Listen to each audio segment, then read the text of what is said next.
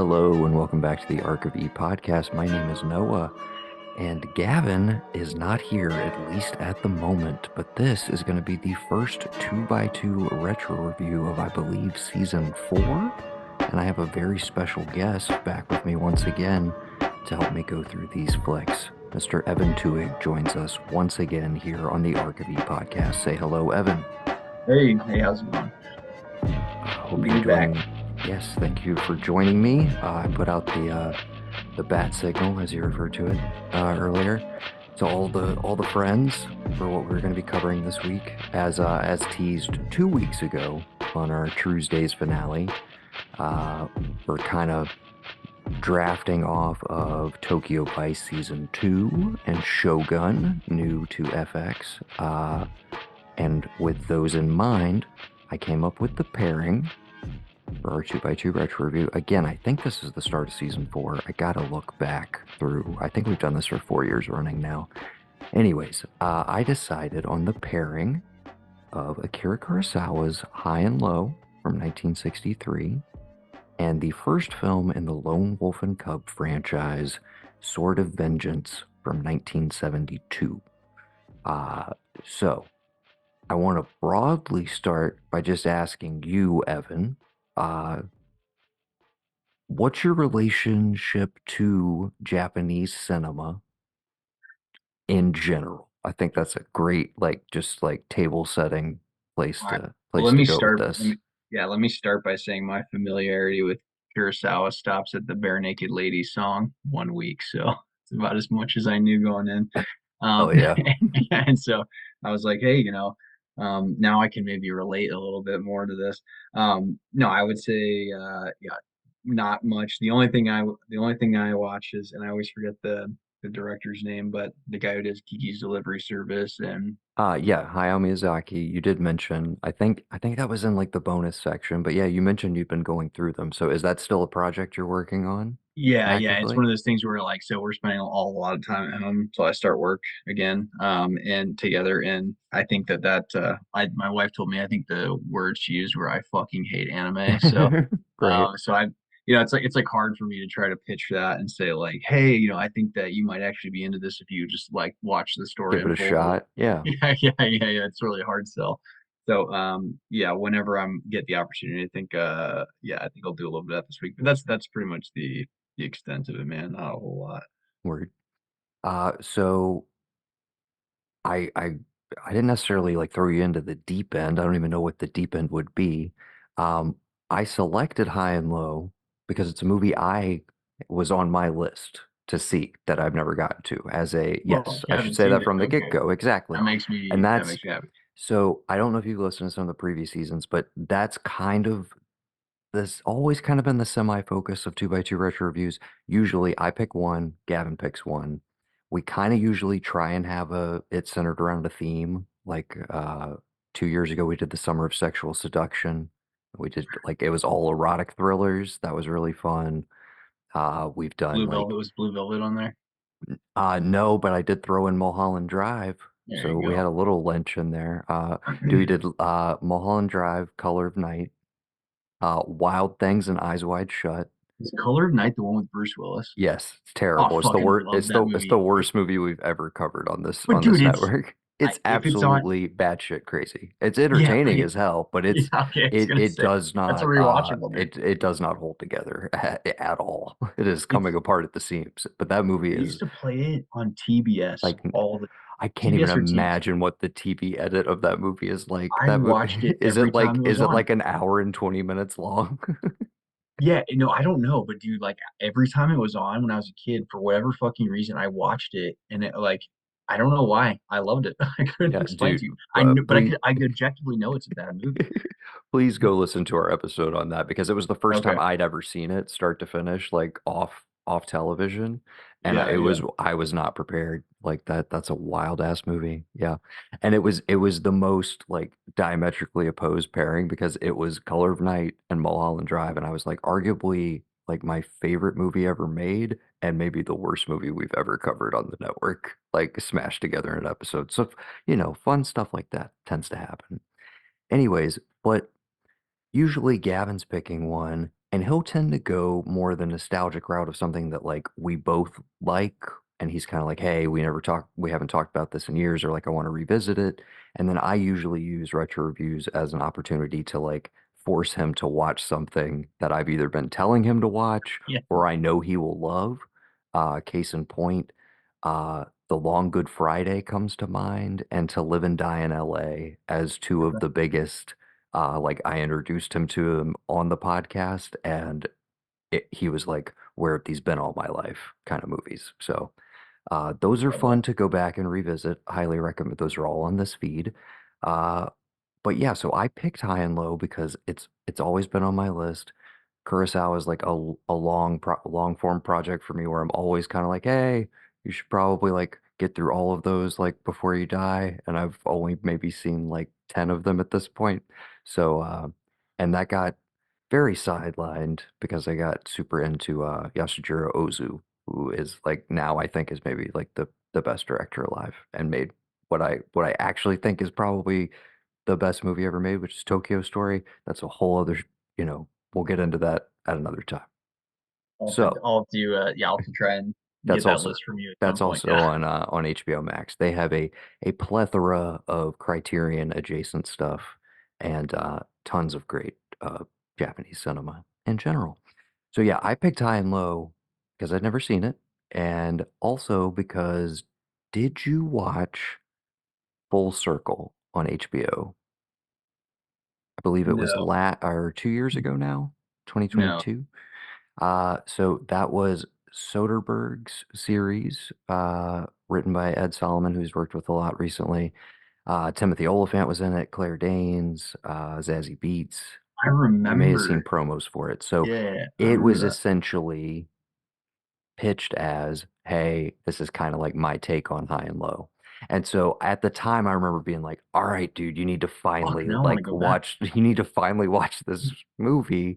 And I planned to do it like when I finished the series, and I never got around to it. So this was like the perfect excuse to be like, all right, I'm going to set it in stone, got to do it for an episode. Uh, I personally am so glad I did. I don't know. I will defer to you as the guest. We can start with either film, but Yeah, let's start with. I was the first one to watch this week actually. Well, I loved it obviously because I was like, oh, I see what he's doing here. We got the Japanese crime thriller paired with for Tokyo Vice, and then we yes, have Lone Wolf and Cub, which is obviously the pairing for Shogun. Okay, I was like, that cool, I'm in. Let's do this. that was kind of the vibe I was going for. And of course, Lone Wolf and Cub, I was like, you're a new father, and Gavin's a new father, and I was like, I mean, it's right there.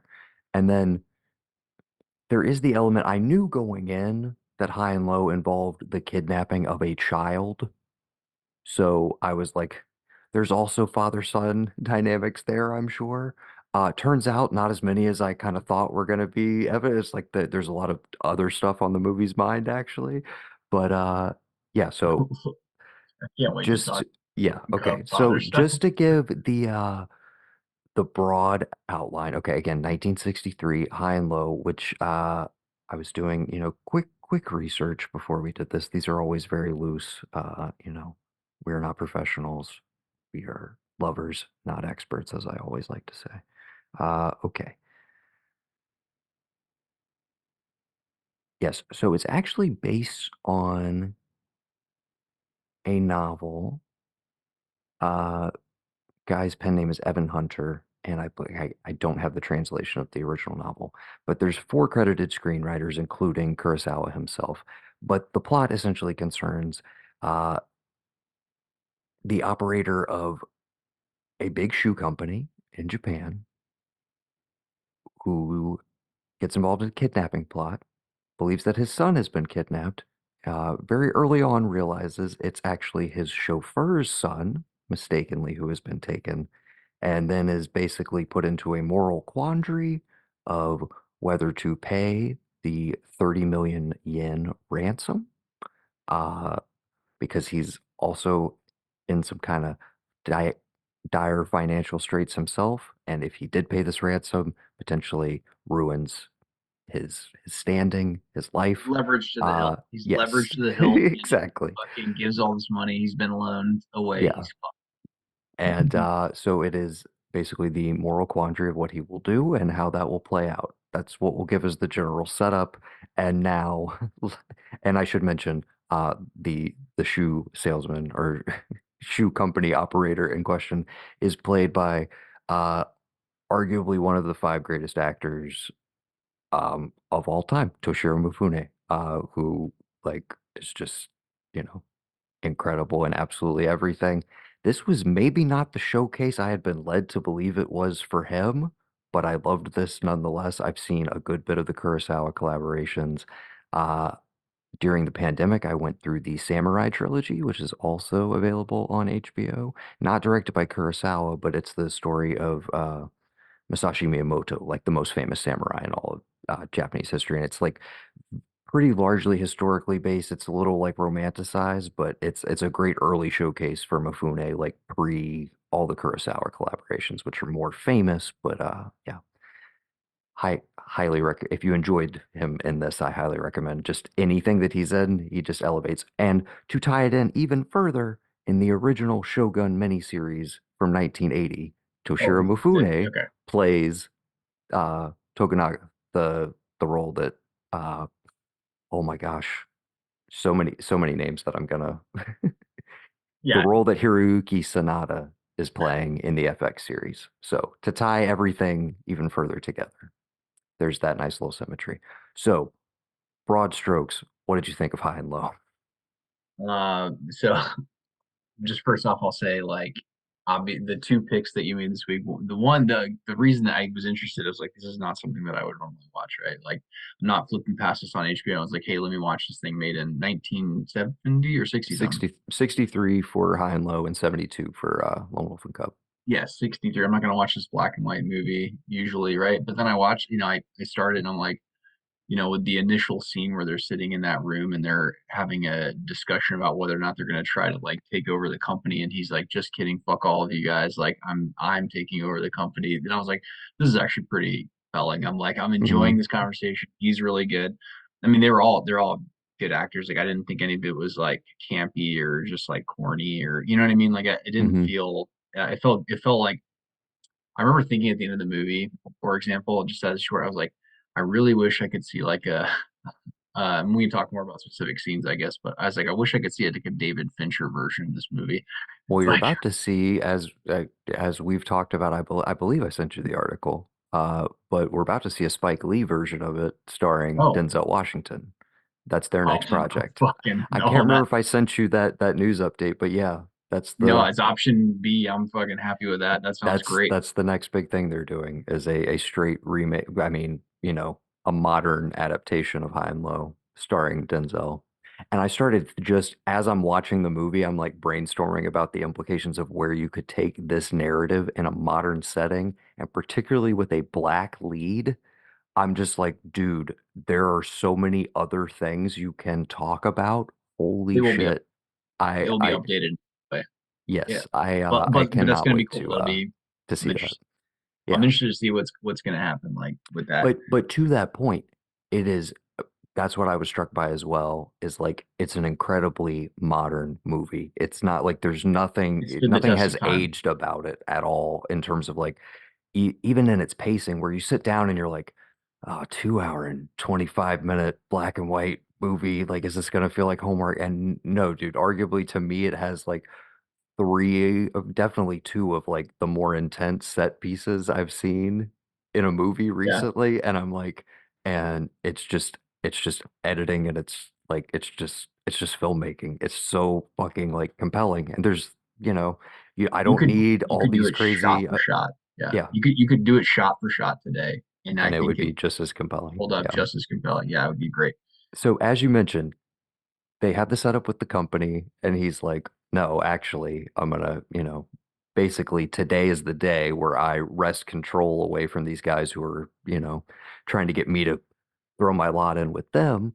And it's within like the first 10, 15 minutes. Like he comes home, his kid's playing with the chauffeur's kid, and Yeah. like, 10, 15 minutes in the movie, it's like, oh, your son's been kidnapped. It's like, what? Wait, what? What's going on? Yeah. Uh, and then, you know, 10, 15 minutes after that, it's like, oh, actually, it was the chauffeur's kid. And you're like, "Oh, all right." And then the cops get brought in. And I love the detail of like, well, obviously the dude's watching the place, so like we got to sneak them in under the cover of night and like draw the drapes, all that sort of stuff. Um, and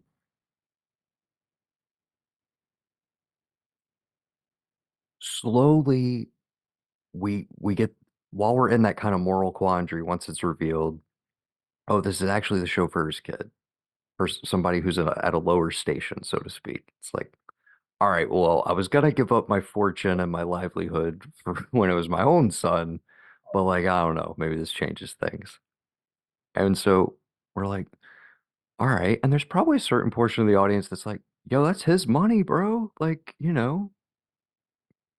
he His first worked move was like, he he worked wasn't for going to call the this. cops. He He wasn't going to call the cops. And then he yeah. finds out it's not his kid. He's like, well, we got to It's call the like, oh cops. yeah, we definitely I gotta bring the love that. cops. I Yeah. love that. Well, and you're kind of like, all right, he's playing hardball. He's pretty tough businessman. Like he's pretty shrewd. Maybe he'll be able to figure a way out of this. So, like you're maybe siding with him a little bit. And I don't know about you, but for me, the first moment where I was like, all right, Toshiro Mifune was when they mentioned where he's been chastising his wife about like, oh, you won't be able to handle it. Like, if we lose everything, you won't be like you've been born with a fucking silver spoon in your mouth. You like, trust me, you don't know anything about poverty. And then they slip in the thing where it's like, oh, well, didn't basically like your whole upstart happen because of her dowry because you Yeah. married into money? And I immediately was like, this motherfucker, dude. I was like, all right, all right. I Hmm. was like, my guard's up. My red flags are going up on this. So, uh, eventually, I mean, I love how like granular the details are and like process oriented the movie is.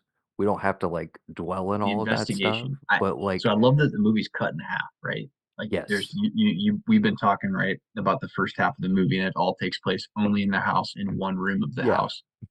And then the second half of the movie is the investigation, which is fucking great. And And I'm kind of like, yeah, before we get into that, we have the first major set piece, which is the train sequence of or oh yeah, which the is drop fucking and awesome. Yeah, everything, it's dude. great. And again, I'm just thinking, I'm like, I mean, yeah, it's 63. Like, movie making is continually moving along, but I'm just like, this is a breathtaking sequence. And I'm like, Black and white. Yeah. I'm like, how do you coordinate all of this though? Where I'm just like, you've got the extras who are positioned, you're shooting in Super 8, like actually on the train that's passing. You have to coordinate like the dropping of the briefcases. You're also like all of it. I'm just like, dude, just Yeah, fantastic the filmmaking. dimensions of the briefcase when they go to the window, and I'm like, The fuck, yeah, this is awesome. Yes, dude. Yes, this is All so of sweet. that stuff where you're like, oh my God, they thought of The everything. details were great. The continuity was awesome. I mean, Yeah. it was fucking it was great. You can But like, definitely. So apparently, this story was also adapted for a couple like TV episodes and stuff. Like it's a pretty like crackerjack short story. So I feel like there's a lot of details there. And then I feel like that like fantastic structure and like this thing is airtight allows Kurosawa to then map onto it all of this other stuff he wants to talk about. So you come off of that like amazing set piece sequence. Dude, the look on Toshiro Mifune's face after he drops those briefcases out of the side, the like where it literally feels like his soul is leaving his body. Like it's just like, it's literally that's my life. I literally just threw my life out the side of a fucking train, out the side of a moving train, and like splashes his face with water. They're just like, what have I done? Oh my God. Incredible, incredible acting. Um, but right after that, we get into what I was like, "Dude, this is this is the sequence of the movie." I was like, "Oh, it's all right here." That extended, like, here's what we've been investigating. oh yeah, Here's all the details and, like, the cutaways to the dudes, all the procedure and stuff. And I'm like, "This and scene's the going on." delegation. Yeah, dude. I'm like, "This scene's going on for a while." And I'm like really hot in that room. I was like, they're really playing up the heat. I was like, they've mentioned the heat a couple times. I was like, the kidnapper, he was complaining about the heat, you know, how it must be nice for them to have air conditioning up there on their house on the hill. I'm like, Mhm. shit. And I was like, all right. I was like, this scene still still going on for a while. They're being really thorough with this investigation. I'm like, there's like 40 dudes in this room. I was like, there's a lot of fucking manpower.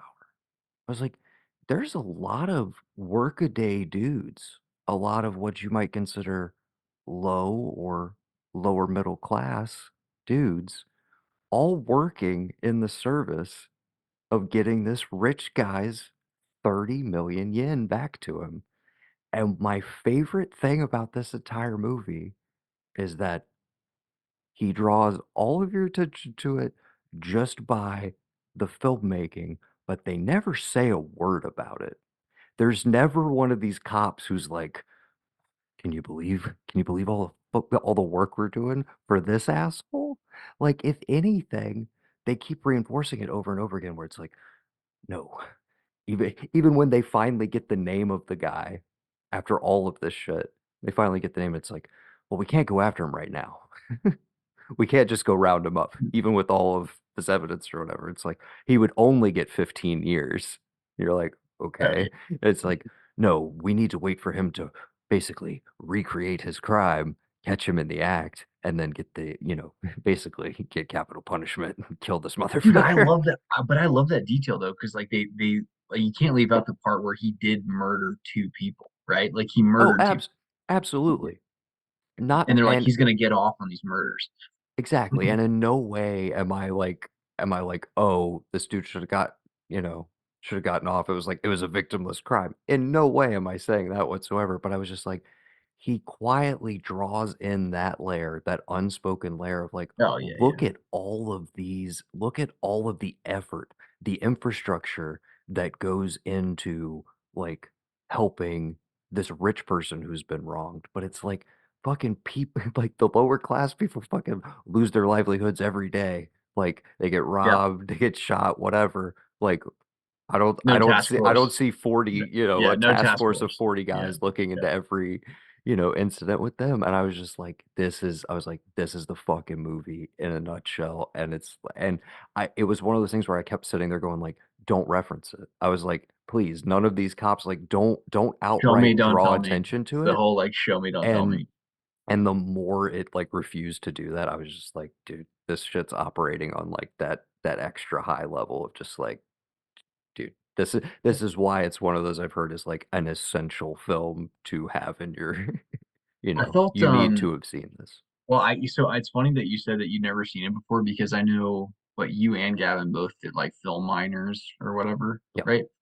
So, I don't have that kind of like exposure to, like, okay, hey, go watch this movie. Because guess what? When you watch this movie, like, for example, Lone Wolf and Cub, you're going to realize that every show that you watch has fucking Mandalorian or whatever. It's all this story The that's just being Road? the road. Cormac McCarthy's The Road? Yeah. Yeah, it's all being rehashed over and over again. And this was the first one to do it. And you're like, oh, cool. You can just, it's the whole hero with a thousand faces thing. Like, I can Yeah. take the same story and do it again and again and just make it a little different and it'll still work. Anyway, so yeah, so high and low for me, I was like, man, this is fucking knocking crime thriller out of the park, which is a genre for me, like that my wife and I just fucking watch nonstop, and we're just absolute works on, like, Yeah.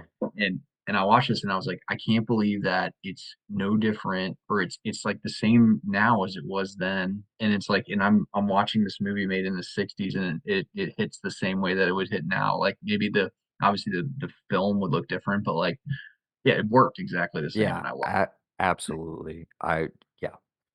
So the other kind of, like, extended set well, again, that middle chunk, I would consider a set piece of all the cutaways to the investigation, I thought was just, like, incredibly well done. But the other big thing is when they finally get the ultimate lead okay, so trying to track how they get to So, okay, so that's the fish, pieces of the fish that are on the car, it draws them closer to the shore, and they end up yes. finding the couple's house. They're the drug addicts, and they find like a million yen, whatever it is. They find like a lot of money there. Yes, so they were the people who dealt with the handoff, and basically he gave them a do we consider that is that what a hot shot is usually? It's just a pure dose of heroin? Do we call that a hot shot, or is a hot shot something that's been cooked with something else? I You don't know, it's know. fun. It's We funny because like I'm sure if you asked like a heroin addict, like, hey, would you want like really pure heroin? They'd probably say, yeah, I just want to know right. about it. You know what I mean? It's like, but like this guy is giving them pure heroin, not letting them know. It's like, anyways, yeah, yeah. I don't Dude, know. so yeah, but basically he, uh, you know, to cover his tracks, gives some pure heroin to the junkies that he hired to help assist with the kidnapping plot.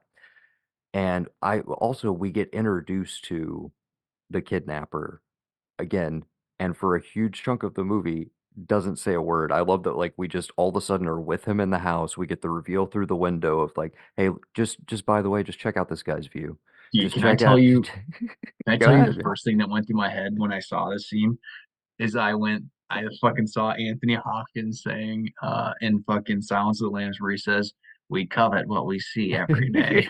Dude, dude, Dude, I was just like, "Fuck yeah, man!" And I was 100%. like, but like they called it out in the movie early on too. They just couldn't pinpoint what they were looking for. You know, it's Well, and like also they couldn't pinpoint because it's like, well, we know in this general area there's these, and what they don't ever fully flat out say is like, there's the population density here, pretty intense. There's a lot of fucking people, and right. we don't know. So the after all that plays out, as I mentioned earlier, they kind of are like they get his name because the kid who was taken, who gets returned after, after they do the whole thing on the train, they do get the kid back. And then everybody springs into action to like, now we got to recover the money. So the kid does two drawings, one of which leads them far enough along. And then the second one, Mount Fuji uh, and beach, right? yes, yes. And then the second one he does a little bit later tips them off that he's possibly a medical student. So they start looking into that. They find the handkerchief thing. Uh, they plant the story that to tie into Tokyo Vice. We get the scene where the cops basically call in all of the journalists and they're like, okay, so we're gonna tell you what actually happened, but you can't print any of that because No different than America. because we could, yeah, exactly, because we control all of the sources of information here. We're gonna tell you exactly what to say. But because of that, they're able to manipulate the press and they basically are like, hey, uh, you know, 1,000 of that yen was recovered, like, one of the serial numbers hit, and then they also put the detail of, like, "We believe it, the bills are in a briefcase like this," and they had already set up prior that, like, when we take these to drop them off, we're gonna put in one kind of powder that if it's burned, it'll burn It's pink. pink. If it, gets waterlogged, like, it'll do a different color in case he throws it into the water, but, et cetera, et cetera. So they set that detail up, and then, like, an hour later, it pays off, and it's great, and the moment of the pink smoke, like, rising out of the The window, dude. smokestack, yeah. Exactly, dude, and it also where I was like, I was like, I thought this was 53 in my head. I was like, I know we had a few colors. And then I was like, oh, 63. And I was like, this was just an active choice to make it black and white. And it's gorgeous black and white. And then that one singular pop of color, I'm like imagining that in the theater at the time too, of just like, that's fucking nice. Dude, That's like, there's like that whole sequence where they're going around the room and they've delegated the investigation into its various like components. Like, hey, you're gonna focus on communications, like hmm you're gonna focus on whatever, um, talking to neighbors, yada yada. And they go around, they ask each group, and then they have the cut sequence to where they go to what their little piece of the investigation, how they add it all up. Like, absolutely love that scene. One of my favorite parts of that was when they bring in the telephone, like where payphones were and where calls could have come from. Dude, I don't know why, like that for me just did it to me. I was like, God, this is just fucking, this still works. Like this is still Oh, amazing. dude, the details of like, okay, well, it's these three, but he complained about it being really hot. So one of these is actually in the shade. Why? Because we went out and we did the like Loved it, dude. it's the Loved it. Jake Gyllenhaal Zodiac thing of I Yeah, walked it. And anytime you like get that moment in a movie, I'm always just like, dude, they did it. Like they put in all the did the fucking work. fucking work. And Yeah, again, it's just every scene in that to me, again, is reinforcing. It's like, look at all of the effort being put in to, like, you know, righting the wrong against this person, against this guy specifically. Like, just it's fucking fascinating, dude. Which is why I said, like, in my head, like, the perfect person to remake this movie is Fincher because he's so fucking meticulous with everything he does. And I was just like, Yes, God, this and guy would also absolutely be cynical as hell as perfect. well. Yeah. And So the yeah, movie is a descent into hell is all it is. yeah. That's the whole movie. Oh, But dude. I can't wait to talk about one of the scenes towards the end. But anyway, yeah. Well, I mean, we're definitely getting there. Basically, the kind of third section. So the smoke goes up. They end up tracing. They talk to that guy at the burn facility or whatever. He's like, oh, probably medical student. They track him down in there.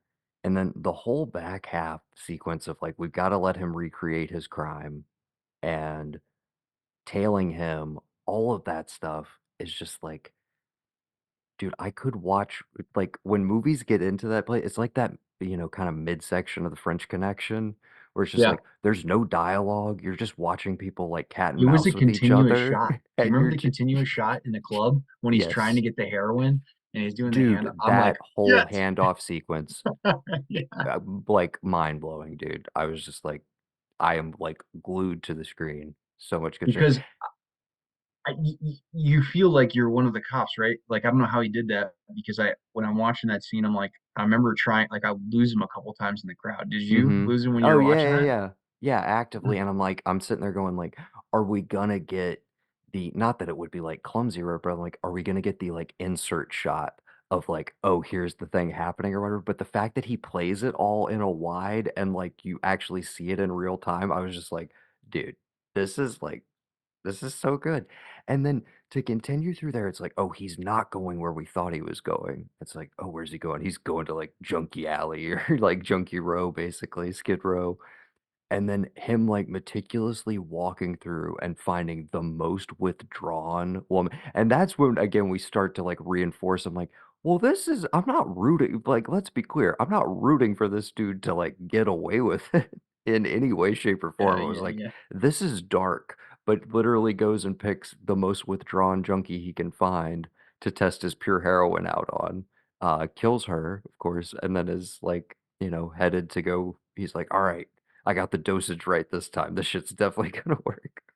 Um, and then, they catch him in the act and they bring him in. Was there something you wanted to get to before the final, like, set piece No, it was, I mean, scene or the that's my favorite, that's my single favorite part of the whole movie is when they're tailing him at the end and they track him into the club and it's, I love you see the American like GIs yeah, the there because GIs they're, all there partying, yeah, yeah, it's yeah. like the texture, like the context of everything is perfect, right? Like, and they're all Marines or whatever, and Mhm. Navy. It looks, oh, get them out. I mean, just all those little details were just like completely perfect. And then, him at the bar.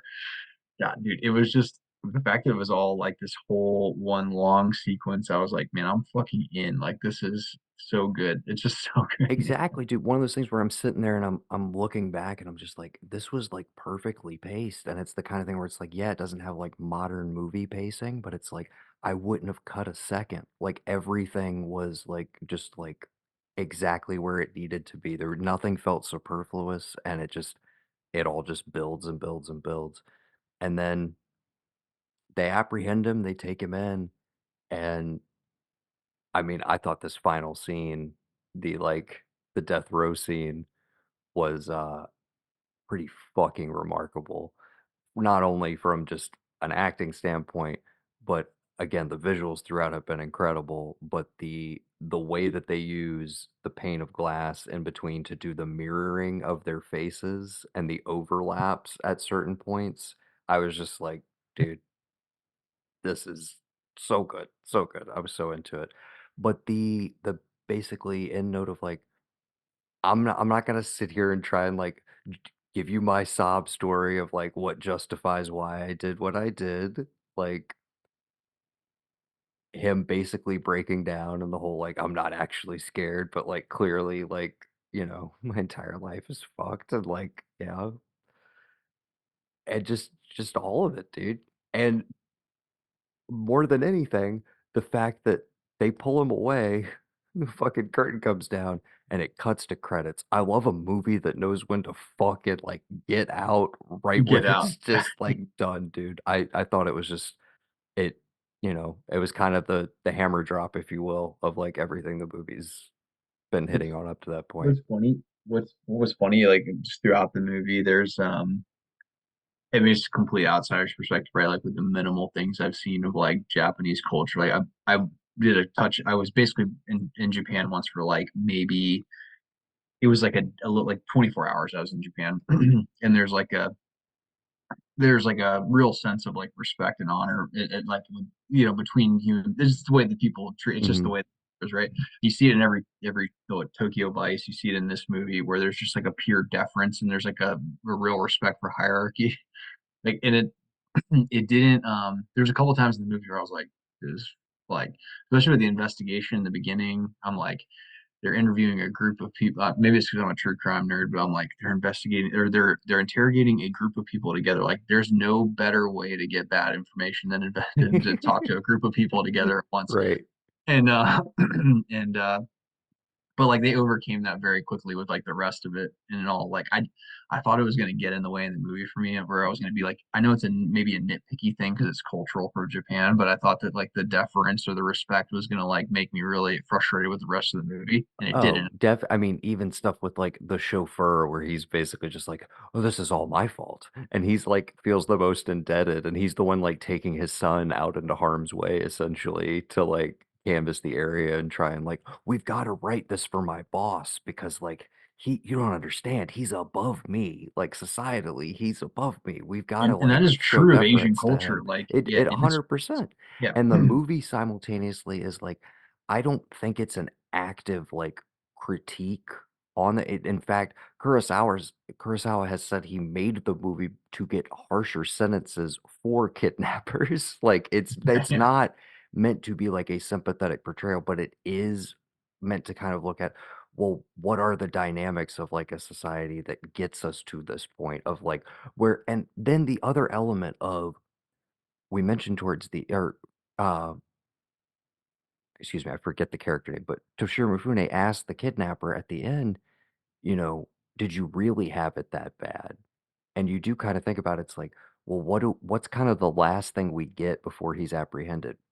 We get that sequence where it's like, this is the true, like the dregs of society, if you will, these addicts who it's like, this is literally all they have. It's like, dude, you still have a house, you still have a job, like, you know, Oh, you're yeah, coveting dude, that was my you were read. coveting this thing on the hill, but it's just like, yeah, but dude, it's like, did Kind you of re relative. exactly. I don't necessarily subscribe to the whole relativism thing myself Yeah. personally, but like, but no, like that was what went through my head was I'm like, dude, you're a medical student, like it seemed like you live in a good house, like got it, your parents died, like everyone's got tragedy, you man, like I thought I I just felt loved like the detail of the burn guy. I'm sorry. He's like, he told me burn this, Pops. He said, no doctor would calls anybody Pops. Definitely a medical student. yeah, I love that scene too though because it's I felt like that was kind of important versus they were talking to basically like a blue collar worker Hmm. in in that era of Japan or whatever, and he's just like, listen, man, like, did I do this for 12 hours a day? Like, do you think that I'm really investigating people fucking bringing shit to me to burn? Like, are you Right. serious? He's like, dude, and he's like, I got a cigarette, and he like's more excited about that than anything else that happened in the conversation. It's like, Yeah.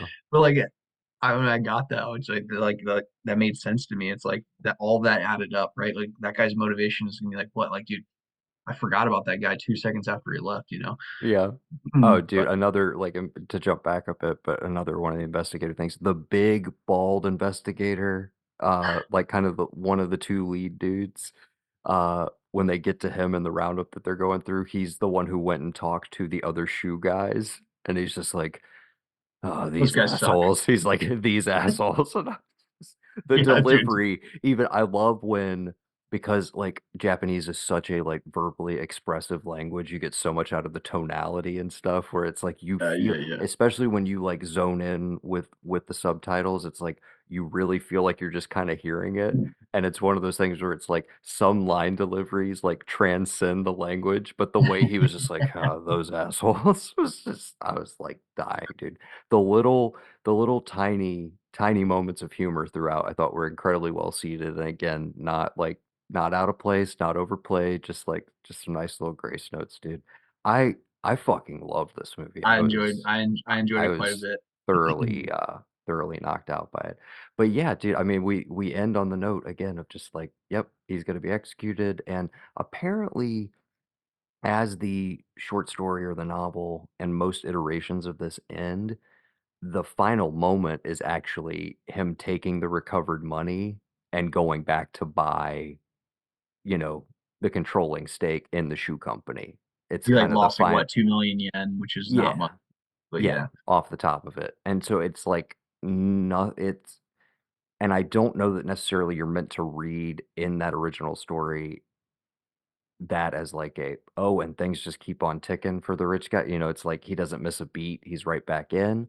Or if it's meant to be more of the triumphant of like, oh, I went through all this and I still, I never wavered. I did do the right thing. I did pay the ransom, and, fortune yeah. favored me, and on the other end I did come out and I was, successful, and, The one thing that, well, I'm not gonna say it's not missing per se. It just wasn't the story that was trying to be told. But anytime they do the like descent into hell, usually the one of the like the outcomes of that is the whole young Goodman Brown thing, is that like you're changed by evil. Basically, you don't mhm, like come back and you're the same or whatever. yeah. But I mean, for me, I kind of liked it because I just, that wasn't really part of the story. It wasn't like he wasn't part of the investigation. He didn't really do the nitty gritty look into that. He was just like, dude, listen, he took a lot of convincing, which I loved as well. It wasn't just like, I'm going to do the honorable thing. It was just like, he basically had his wife and his chauffeur stand on his neck and the cops and be like, hey, do the right thing, bitch. It's like, Yeah. and he did the right thing. You know what I mean? And it's Yeah. like, but I love that because that's the truth, right? Like, if you're someone who put your whole life on the line in terms of like your family's financial security and well-being, and you like are leveraged to the hilt, and you're like, now all that money that you did and all the fuck yous that you said, you have to now take that Are money coming home to roost, yeah. to go throw it out of a fucking train.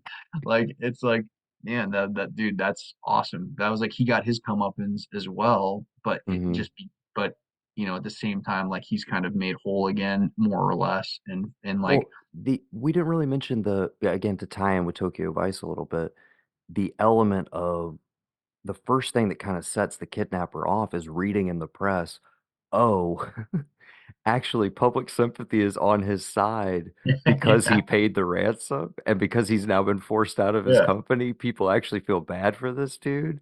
And just again, the dude has not spoken a line of dialogue, but you could just read on the kidnapper's face, he's like, "What the fuck, man? Like, what yeah, the fuck did I do all this for?"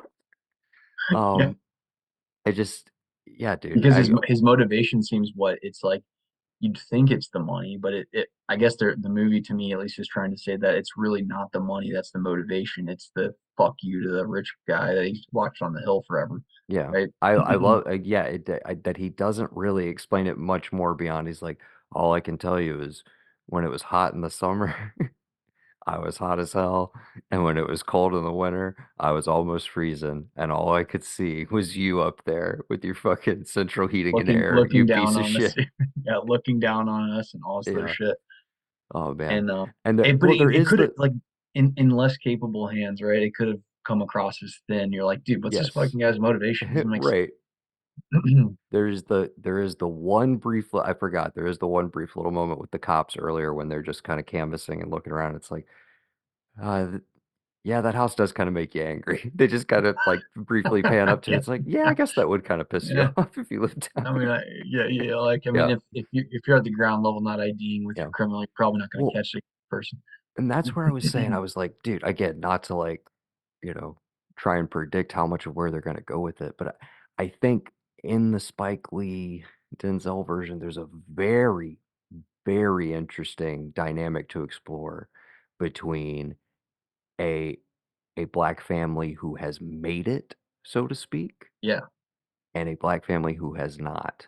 And the like, how much are we willing to like, you know, we all want to lift each other up. We're all gonna make this together versus when somebody actually attains that and then all of a sudden has this like, oh well, I don't associate with like those kind of people. I Well, think there's there's there's so so many much things they can so play much with to there explore too. there. Yeah. Yeah, absolutely. And the whole time watching this movie, I was thinking about the like what the American version of that looked like, and the fact that like the even during this time period, the 60s or the 70s, like, right, the general American, like, sentiment is completely different. Deference, respect. When we say respect, like, respect for the individual human being, all those things, Right. like, all those things are true. But, like, if someone, like, Americans are much more willing to say fuck you to someone or something if they feel that things are not, the way they should be. And I wonder like what this movie looks like. It could be a lot of fun, I think. It's great. But you could still do this. You could I mean almost shot for shot, Yeah. you could do this movie Again, again. like, and the way that, for instance, like Soderbergh decided to approach it with what they did with Full Circle is it's like it's a rich family in New York on the Upper West Side that gets wrapped up in this, and then, like, it sprawls out in a lot of different directions, and having seen the movie now, it's like the show is not a one-to-one, but it is definitely, like, heavily inspired by. It's like that is the jumping off point, for sure. So I highly recommend that. I think it's only 4 or 5 episodes, but You know what? it was a dope little I'm like limited series. part of me wonders. I'm a huge Timothy Olyphant fan. Is it Claire Danes? That's the wife. Yeah. Okay, I think I have seen this, and it was kind of like wasn't memorable for me. I think It I it was very dense in terms of the plotting and very not handholdy, which I liked about it, but I know some people were kinda like, is there an African family involved with it? Like, yes, CCH okay, I Pounder have is seen kind Full Circle. I yeah, have seen. okay, I actually remember more you talk about it, I was like, oh, I remember seeing that. yeah, I didn't dislike that at all, but yeah. it just wasn't as memorable. I'm gonna be honest, like all the shit that's Oh, out yeah, there. I mean, that particular like, yeah, that was last year, like, I think it was, like it might have cracked the top 25, but there was so much good TV last year, it's like, yeah, it Bro, kind of faded if faded to the yeah, background of my if memory, HBO is but putting out a yeah. mini series, I'm gonna fucking watch it. Oh, yeah, for Yeah. sure.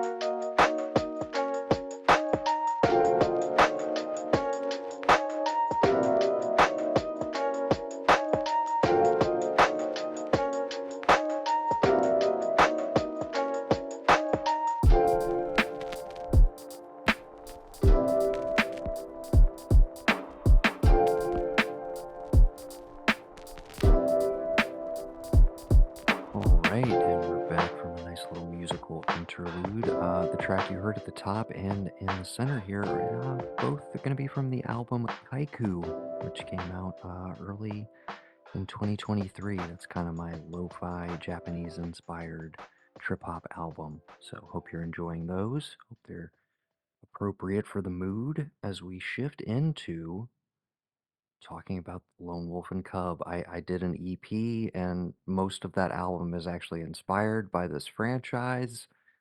It started as an EP called Diagoro, all of Oh, basically no. from his perspective. I have a song called Dad's Back, which is one of my top songs on Spotify. So people seem to dig that one.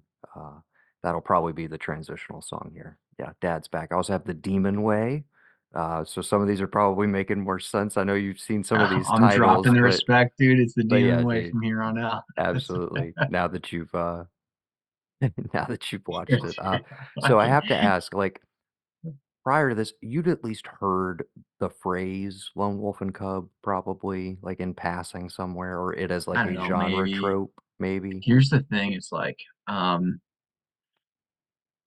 yeah, I don't know, man. Like I think like growing up, maybe I'd seen one or two samurai movies from this time period, and I don't remember what they were. Hmm. I just remember, I'm like 12 or 13 years old, and I'm like, man, there's a lot of nudity in this. This is awesome. And Right. you know what I mean? Like that's kind of about what I remember.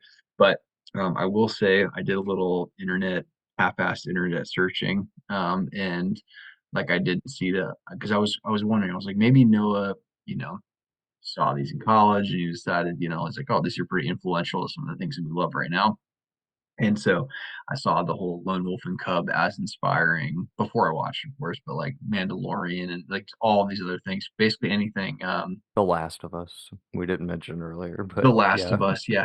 Anything that what's the God, I'm sorry, I'm blanking right now. I'm tired. What's the actor's name? The dude Pedro that's the star. Pascal? Yeah, Thank you. anything that Pedro Anytime there's Pascal a has ever child that made. needs saving, Yeah. Pedro Pascal's got him. It's like Uh, that whole the thing. terrible 65 starring Adam Driver from last year, very Lone Wolf and Cub inspired, like Lone Wolf and Cub with dinosaurs. The one thing I'll say that like the vibe that I got watching this, and it's hard. Like I know it's not for everyone, but Mandalorian for me, I love Mandalorian. I Oh fucking yeah, love it. I hate Star Wars. Well, I don't hate Star. I don't love Star Wars things. Fucking love the Mandalorian. I mean, and I would say the vibe is somehow perfectly matched to this movie. It's like very like he clearly like was going. He must have been going for that. it's I don't very know. it's very episodic, as you'll see. Again, I hope you're in. Like, I didn't get your overall. Well, I guess we should say from the top. What'd you think of Lone Wolf and Cub: Sword of Vengeance, the first film in the six-part franchise, the Lone Okay, Wolf and so it is Cub the first film. series? I didn't know it was the first film. That's why I Yeah, yeah, was yeah. I didn't want to throw you into. So I obviously it doesn't play that way. So I will say, in this first film, they are adapting. Uh, the first section is like issue 15 from the manga. Okay. okay. Uh, the midsection is like issue 9, and the final section is like issue 8. So they're pulling from like all sorts of stuff in the continuity for this first movie. But similarly, in the manga, you don't get the backstory on like what went down with Ogami's family and everything and how all of this like kind of got kicked off until a lot of adventures have already happened. Like you kind of meet them in media res where it's just like assassin, lone wolf, and cub on the trail. You don't really know what they're doing, and you slowly discover the backstory of like what his ultimate goal is, why they're on the run, et cetera, et cetera. So I could have thrown you into the second one, which is kind of maybe a little more like immediately approachable in terms of like it's fucking action packed. It's got some like iconic like imagery in it. The You're familiar with Big Trouble in Little China, correct? Yes. The three dudes with the giant hats is literally a straight homage to Baby Cart River Styx, which is the second movie where Okay. The three gods. he has I to was face reading down about it. three Yeah. dudes that are basically like that. They have like all their own special skill set, Yeah. etc. So yeah, I could have thrown you into that one, but I wanted you to have the backstory set up, which you only get in this movie where you get the flashback to This what one you'd happened with see. him. This one you'd for sure seen. You had definitely seen this one before. Oh, yeah, yeah, yeah. No, I have so I was late to the party with these because I was aware of them, but they weren't easily really like accessible anywhere. You could get like an import DVD or whatever, but Criterion added them to the collection in 2016. They put out a gorgeous box set of all six of them, and I just blind bought it. I was just like, Mm. I've heard about these for years. So no, I only discovered this franchise like properly in 2016. So it's only been 8 years, but I have watched it in its entirety every other year. So I've done it 4 times now total, All right. all 6 Full. of them. With that Yeah. said, full disclosure here. My before I watched it, my going in assumption, and the reason I watched High and Low first, I was like crime thriller, let's go. I was like, I'm in. It's gonna be good. Yeah. And then when I saw samurai movie, it's like, ugh. And then it's like, all right. I was like, this might be unpalatable. Like, Okay. I was Okay. like, so that's how I went into this.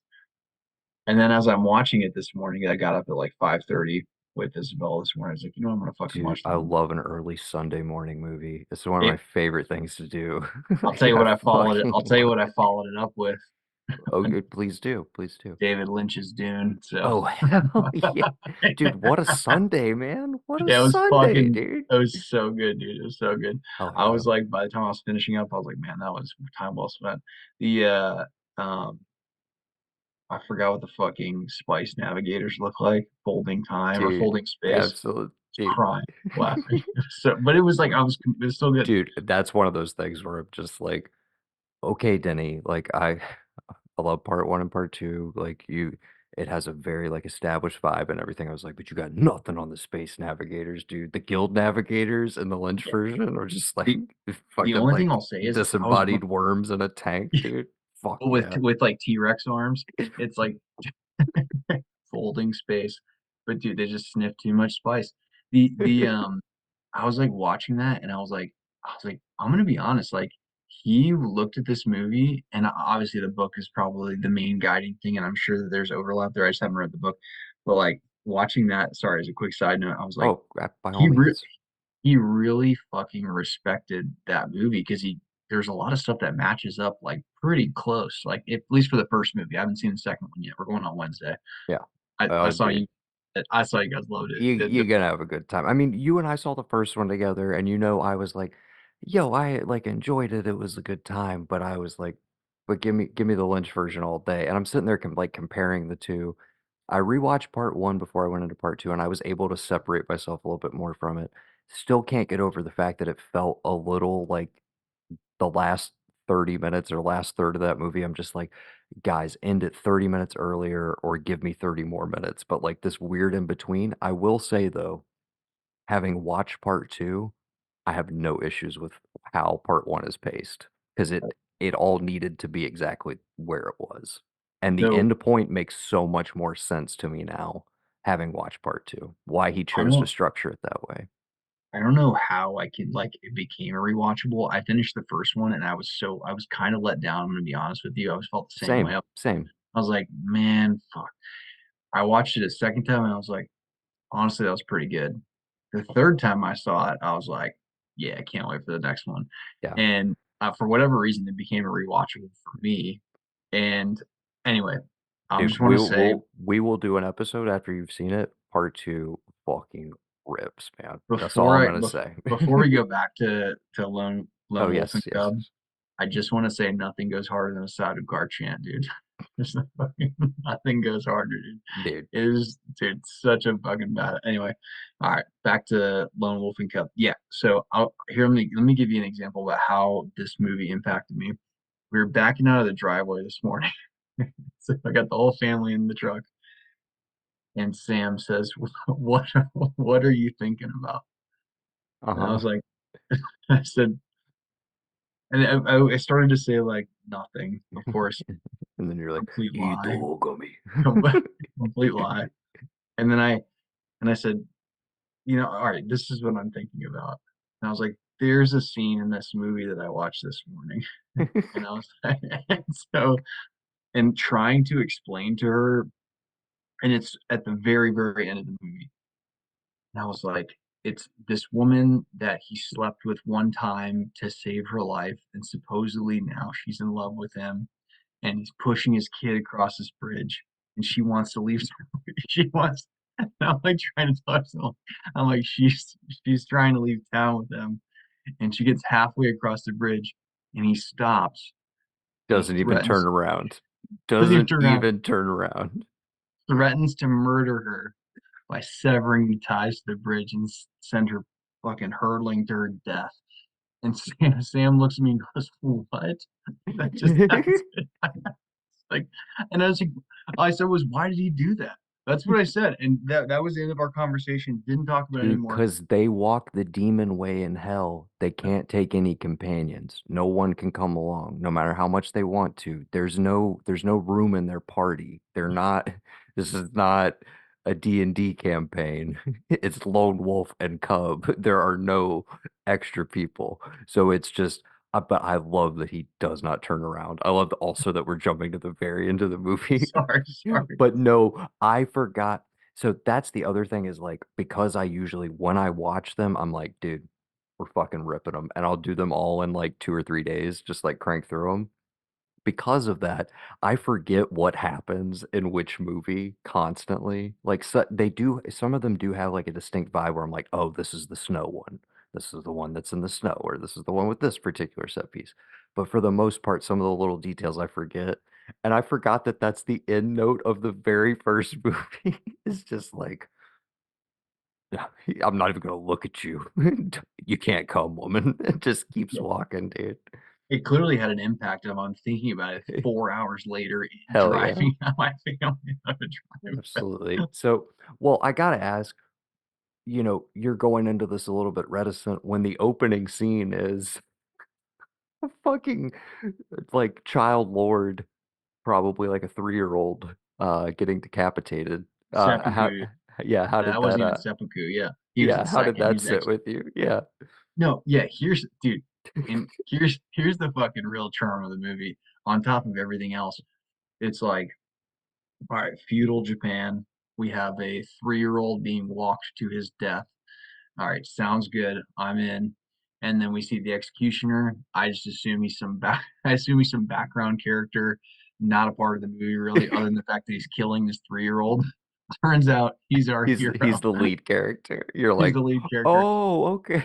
Yeah. Oh, I'm rooting for the guy who just beheaded the 3-year-old. Okay, sounds good. I also love they throw you immediately into that scene, and it's just like, there's one of the dudes starts freaking out, and they're like, "How dare you? How dare you lose your composure in the final moments of our Lord," immediately introducing you to, like, the absurdity of this time period, and how, like, these movies made in the '70s are going to take all of these things that maybe when we made these movies about this period in the '50s, we were more respectful towards, and it was about, like, preserving these traditions. It's like, no, the gloves are off now, and we're actually going to subvert and point out how ridiculous a lot of these things were. The fact that, like, we would basically be like, "Hey, child who has no concept of what's actually happening, all you gotta do is hold this fan to your chest, and that will be symbolically representative of you committing seppuku, and then we, the adults, will go ahead and behead you." You get that, And right? You can we understand what's also happening? yeah, and can we also, like, th this all this stuff that happened in feudal Japan, its logical conclusion is World War II. I mean, it's World War II, That's and I don't wanna get into a history lesson here, and if there is if there's anyone listening to this, I'm sure there are gonna be people who have disagreements about this, but, like, the whole honor and the seppuku thing and all that stuff within the Japanese tradition is the reason they were such tough people to fight in the Pacific, and the reason why nuclear weapons were used on them is because 100%. they don't fuck around. And but the whole feudal Japan thing is like the honor piece of that and the way they fight and all those stuff. All of that stuff is like very ingrained in that. Yeah. But yeah, anyway, yeah. And that's Anyway, what's I was so just fascinating is you open yeah. with, like, again, the shogunate's executioner is going to be our lead character, Mm, and in the flashbacks, you get that, like, his wife is like, "I feel like, our family is cursed. We're gonna be haunted by all these people that you've been forced to be the second to," and to a certain extent, it's like, it's just the dude's job, you know? It's just he and doesn't so I really was have any able say in it. It's like, yeah, and so I it's was just like, another day at the office. it's time and place, right? It's time and place. Yeah, It's like, hey, like it's an honor to be the guy that beheads 3-year-olds in that time period, and I'm gonna just take that for what it is. yeah. Like, yeah, but that was shocking. I did not think that he was gonna Yeah, so you're like, "Okay, so when's the moment when he's like," and I will say with this franchise, there are so many moments where you're sitting there going like, "Okay, Ogami, like, when are you gonna like, stop the bad guys from doing the bad guy stuff?" Like a traditional Western hero, and it's yeah. like, he, like, methodically just waits for, like, picks his spot, and you're like, "Dude, you let, like, a lot of really bad shit happen, like, what the fuck's going on?" So you'll see, that gets wilder and wilder as the franchise goes on, not to spoil anything, but yeah, so, uh, again, just to establish for everybody, he's the shogunate's executioner. This is the 1700s in Japan, and, so we're about 100 years removed, and more importantly, we're about, um, roughly I'm not great with my Japanese history, but okay, so Shogun is taking place in, like, 1600, and then that like, no spoilers for where that show is going to ultimately go, but the shogunate being revived as a concept, brings a relative period of peace for about 200 years, I think, post that period. And then we start getting into more you get right back into you have all these different daimos and different like prefectures and stuff all like with their own schemes and ends, and there's basically the period we're in this Edo period of Lone Wolf and Cub is like very lawless essentially. Um there's tons of corruption, et cetera, et cetera. So his wife is killed and he is framed supposedly for wishing the shogun By death. bureaucrats. It's amazing. Like Yes. that shit holds up. And If we talk about shit that yes. holds up, fucking bureaucrats. And the setup of like, oh, this is supposedly three lords that were angered by like somebody you executed, but of course we ultimately get like the grand conspiracy revealed that it's all the evil Yagyu clan that wants to maintain or wrest Consolidate. control of all three of we got the spies network, the network of assassins, and the Shogun's executioner. So they want his position. They feel like it's their right, essentially. So they set up this whole elaborate frame job so that he will be disgraced and be forced, along with his infant son, to commit seppuku and die. And we get one of the coolest fucking like there are so many badass like one-liner moments or whatever, but when they're like when they show up and they're like, you show us a great sign of respect that you dressed in the white robes. Like you receive us openly, you're ready for your execution. And he's like, no, actually, this is to signify that we've transcended. We're no longer normal human beings. We We're walk the demons. demon way in hell, and I'm gonna fucking kill all you motherfuckers, basically. I don't know. Is it supposed to be straight face or is it supposed to be like wink wink, this is how feudal Japan was? Like, I don't How, know, like how do you mean? not absurdist, but like it's because you know how like we talked about the whole honor and deference thing is like Mhm. deeply ingrained into, well, not that we know, right? Like I'm just some American dude like thinking I see from what I watch on TV, right? About Japanese like honor and deference and respect and all these things, right? And so it seems like at least in feudal Japan, like that was the kind of thing that kept like war from happening all the time. But anyway, he's wearing the white robes, right? And it's obviously it's like he's like, just kidding, I'm actually gonna fight everybody. But like I didn't know if it's like, is it serious? Like I don't know like what's meant by, or I don't know how's it supposed to be taken, or what do you think? I I think you are meant to, and the way I have always taken it is I don't know, I buy into that's what he essentially like surrenders himself to. That's the path that they've decided to walk. There's the moment with the wife early on, and I've never really like read more in depth of this, and I have not read the whole run of the manga because it's extensive. It's huge.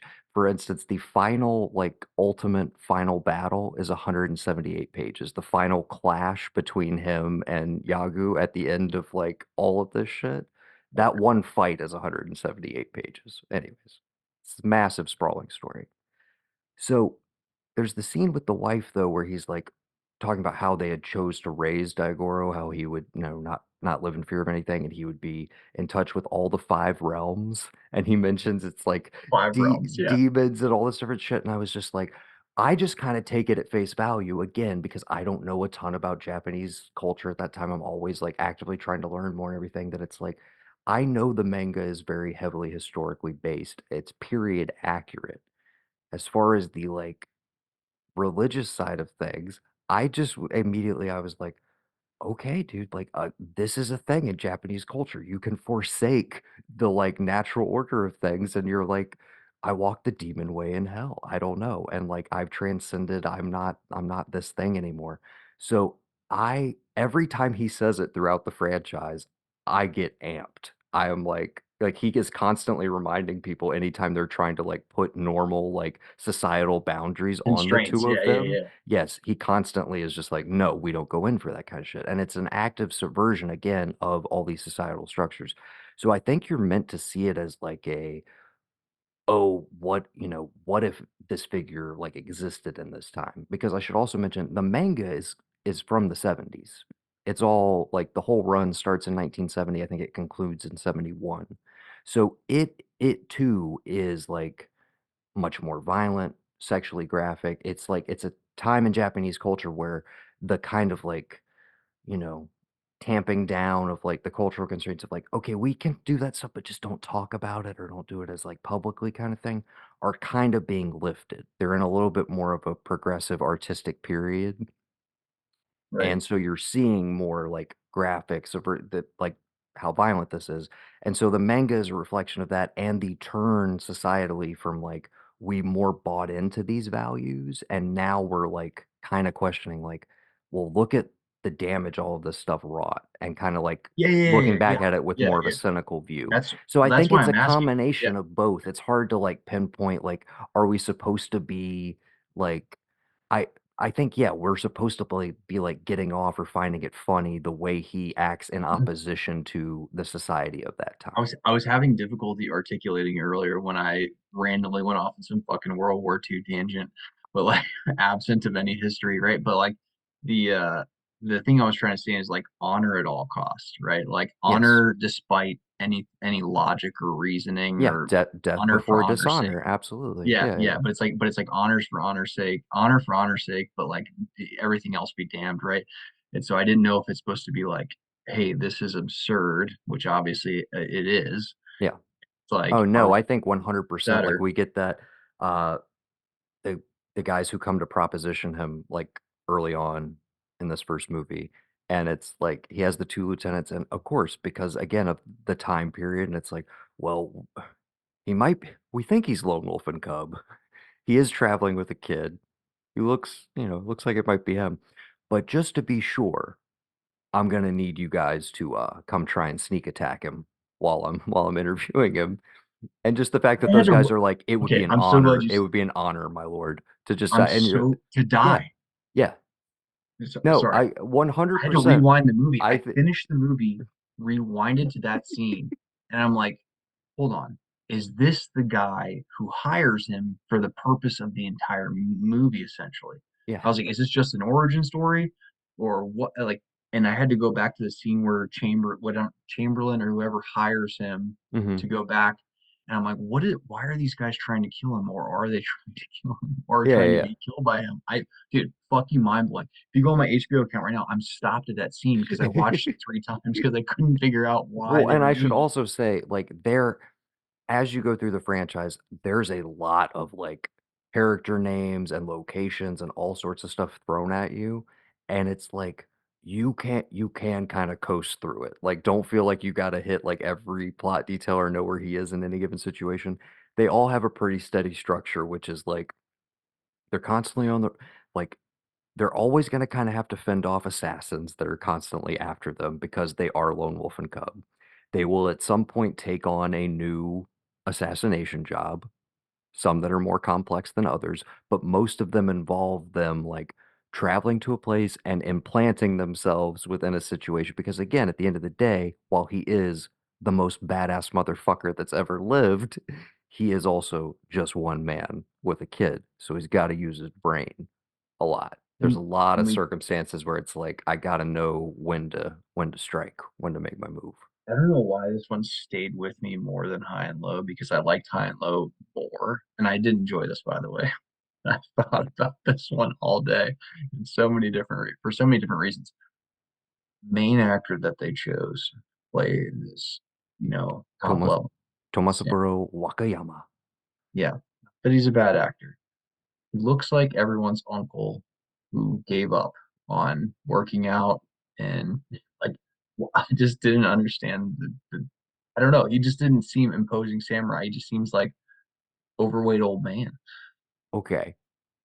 I adore him. So Yeah, I have to say I that don't say that in a hateful way. I I just have did to not expect that. I I didn't have to expect say that I have to say that as a caveat. I think he's absolutely astounding in all these movies. You should also know that when the franchise ended and they basically like these kind of trailed off in popularity at the box office. So they don't finish the whole story. I will that. tell Okay. you that from the get-go. So like when you get to 6 and you're like, "What the fuck?" Like it's not, they didn't finish it. It doesn't finish the series. It does provide like a nice little wrap-up point, but They never finished it. And then they did start doing a TV series that ran, I think, in the late 70s into the 80s, not starring him. And he pretty much retires from acting after this or whatever. But Right. he is I believe, he's either the older or younger brother of, and I will forget, the actor's name is not right at top of mind, but oh, somebody's jumping in. Or Gav, or It's an iPhone. Test 1, 2. oh, there he is, dude. Yeah. What's up? I was about to text you earlier and say I was gonna call you tomorrow. Dude, what oh, where'd everybody go? We're here. Oh, there we go. Question. How long have you guys been doing this? For like an hour. Nice. What are we talking about? Oh, we're right in the midst of discussing Lone Wolf and Cub, Sword of Oh, yeah. Vengeance. Never even heard of it, I don't think. So I God, obviously dude, didn't hear about it in the in a text that I world, sent dude, you I want to see. earlier this week. I want Brendan to watch that movie because I think Brendan's take on Lone Wolf and Cub would be awesome. Like yeah. I mean, if you end up doing the rest of the franchise, we will definitely tag up and come back here and like do the rest of this. Yeah. Are you in bed right? Dude, this is like totally fucking up the whole vibe. Or it's totally fully derailed. Or it could be the vibe, Noah. I don't like this at all. I don't like this one bit. Which part? Like just jumping in out of nowhere. Nowhere. You sent me the invite. Yeah, no, I'm saying, but like you're in bed, bro, and you didn't watch the movie, you didn't come prepared. What are we gonna talk about? Dune? But Evan hasn't seen it yet. Don't tell me Evan. anything. Tell going Devin later to this watch week. it right now. Well, We're no, going to a no, Brendan, we're doing a Wednesday showing. Sam surprised me with tickets today. I thought I was gonna have to wait till this was streaming in May. And hell yeah. but we're going to a subtitle on it's subtitled on the screen show. Pretty cool. Because that's how Sam basically, we always have to get the devices to basically Hell yeah. put American subtitles or English subtitles on so she can watch the movie. Did she watch number 1 yet? No, I'm making her watch it tomorrow or the next day. Hell yeah. So when did you say you're seeing it again? Wednesday. This is Wednesday. not a Dune 2 discussion, Brendan. What are you gonna I'll say say? this, Sorry. I'll say this. It was good enough that I'm going to watch it again. Okay. Listen, You can say that. You can say that. Yeah. And whenever I see Noah and Brendan match up, I'm like, wow, this is a movie for everyone. That's Close. Yeah. So, sorry, you said you're seeing it Saturday? Wednesday. Wednesday. Okay, well then, like, let's do this again next week. You want me to be in bed again? For Dune 2, or preferably not. You should probably be. Preferably not. But no, we can do Dune Part 2 next week. And that can be next week's episode. It's totally cool. Yeah. After you see it, and we'll do a Part 1, Part 2 extravaganza, and we'll talk about the Lynch version more as well, because I'm gonna rewatch it now. I've been holding off on the rewatch until Part 2. I'm loving it. I'm actually gonna go back and watch number 1 this coming week, and then go watch number 2 again, just for shits and gigs, because it was good. I'm down. Okay, here's what I will ask, Brendan. Sit by. You're welcome to chime in. Please, please do not ruin. What do you guys think? You guys talking about the Sword in the Stone? Jesus Christ. Talking about Lone Wolf and Cub, Sword of Vengeance. Let us wrap up our conversation on that for like 10, 15 minutes. Again, you can chime in if you have something. Isn't that a Disney movie? Oh my God. If you have something legitimate to contribute. But just hold off for 10 to 15 minutes. Let us finish this, and then we can talk about what the fuck ever in the bonus segment. Talk about other stuff. All right. His name is Arthur. Where were we, Evan? Oh my God. So we were talking about. I actually have no idea. So the there's all right, Brendan. We were talking about this movie about a samurai. It's influential in that. It basically inspires every Pedro Pascal show you've ever seen, right? Where Last of Us, Mandalorian, basically anything where an older man is protecting a younger child, right? Um, we were talking about feudal Japan. We haven't gotten to Shogun or Tokyo Vice yet, which are two things I've been dying to talk to Noah about. But anyway, Lone Wolf and Cub influential to at least one of those things. Yes. A whole bunch of other HBO shows. That's So basically. you you got the backstory set up. His wife was killed. They're on the run. And also they're performing all these assassinations. You saw in the initial setup, his big thing, don't really care what the job is. It's 500 Ryu regardless. And all you have to do is tell me all the secrets and reasons. Because Can I? essentially that's how he's going to gather information so that he can take down all of these people. You were I'm going to gonna say? steal. I'm gonna steal from the rewatchables here. Unknowable questions, Oh unknowable yeah, yeah. questions, whatever it is. It's Possibly unanswerable questions. possibly unanswerable questions. Yeah.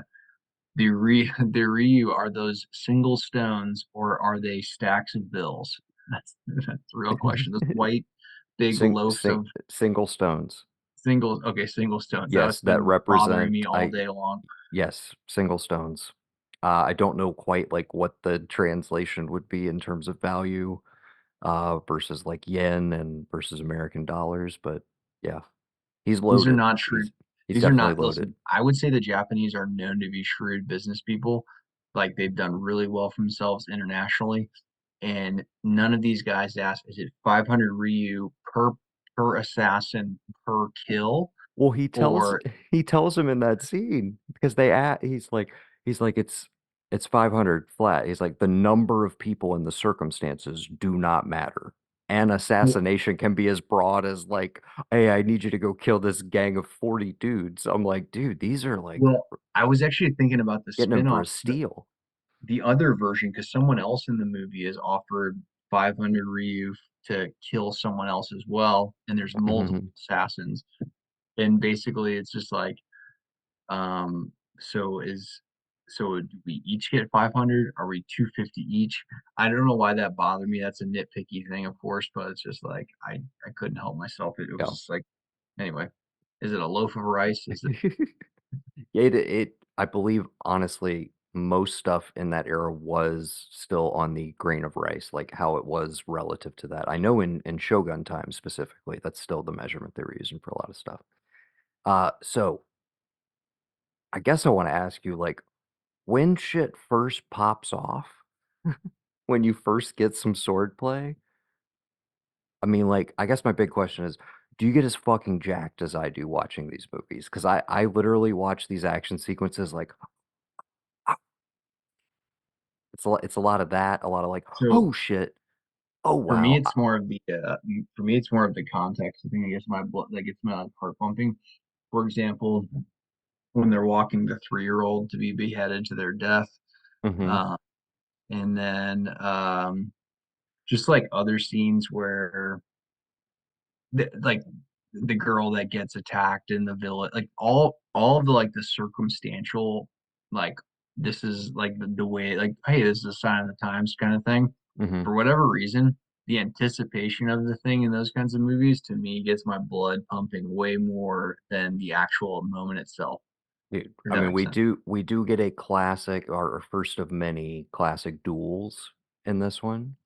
Oh, Uh, the last fight sequence, by the way, I did actually enjoy that. oh yeah, but it's a little bit earlier, but the one in the kind of wheat field with the sun setting in the background where he uses the Oh, mirror yeah, trick. that was dope. I That was mean, pretty dope. Yeah, that's pretty cool. those where it's the equivalent of like a Sergio Leone, like spaghetti Western, like cutting Yeah. back and forth between the eyes, and then it's like just like very quick cuts, and the surprise of he's got Daigoro on his back with the mirror strapped and Oh, catches the fucking sunlight, awesome. blinds him Yeah. for 2 seconds, and then just lops this dude's head off. And then the Kill Bill-esque, geyser of blood. I say Guys Kill are Bill-esque, but in truth, it's like no Kill Bill. This is the Lone Wolf mirroring and this. Cub-esque geysers of blood.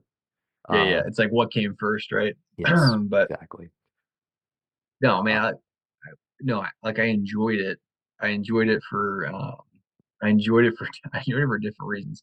It was a So high and low is a little more of a time investment, whereas like this is like it's like Dude, a fairly tight all of these are like an hour and 22 minutes, and they're just like, dude, you keep got like a going. killer action set piece usually at the top, a little bit of like just table setting stuff in the middle, but there's, they usually have to throw in some nudity to like keep everybody interested, or at least the audiences at the time. It was like, we're gonna get grindhousey.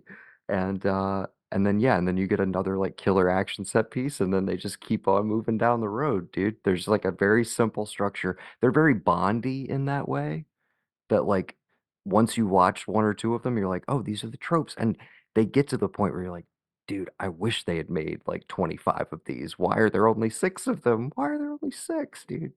Yeah. And I've never been able to track down the TV series, which is apparently pretty well regarded. And then they've done several TV movies and spinoffs and stuff over the years, but and they have always, threatened. There's been many different attempts at an American adaptation, but nothing's ever quite gotten off the ground. Aronofsky was going to do one at one point. Yeah, I don't know. Thanks.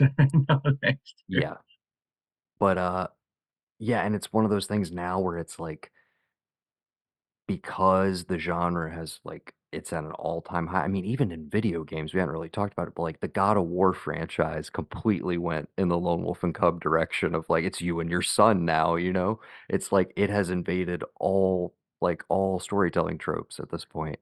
And so it's like, would it be weird to now circle back and like us try and do like a straight adaptation of that story for American audiences? I feel like it's almost that it's kind of the thing that we worried about with Dune to a certain extent, where it's like, are people gonna realize that like it's just Star Wars because Star Wars ripped off fucking Dune? Like, is the fact that it's so like all the tropes come from this thing, is that not gonna play well now? Or No, like is I it gonna think be it's like, no, they're so timeless and they work for a reason, you know?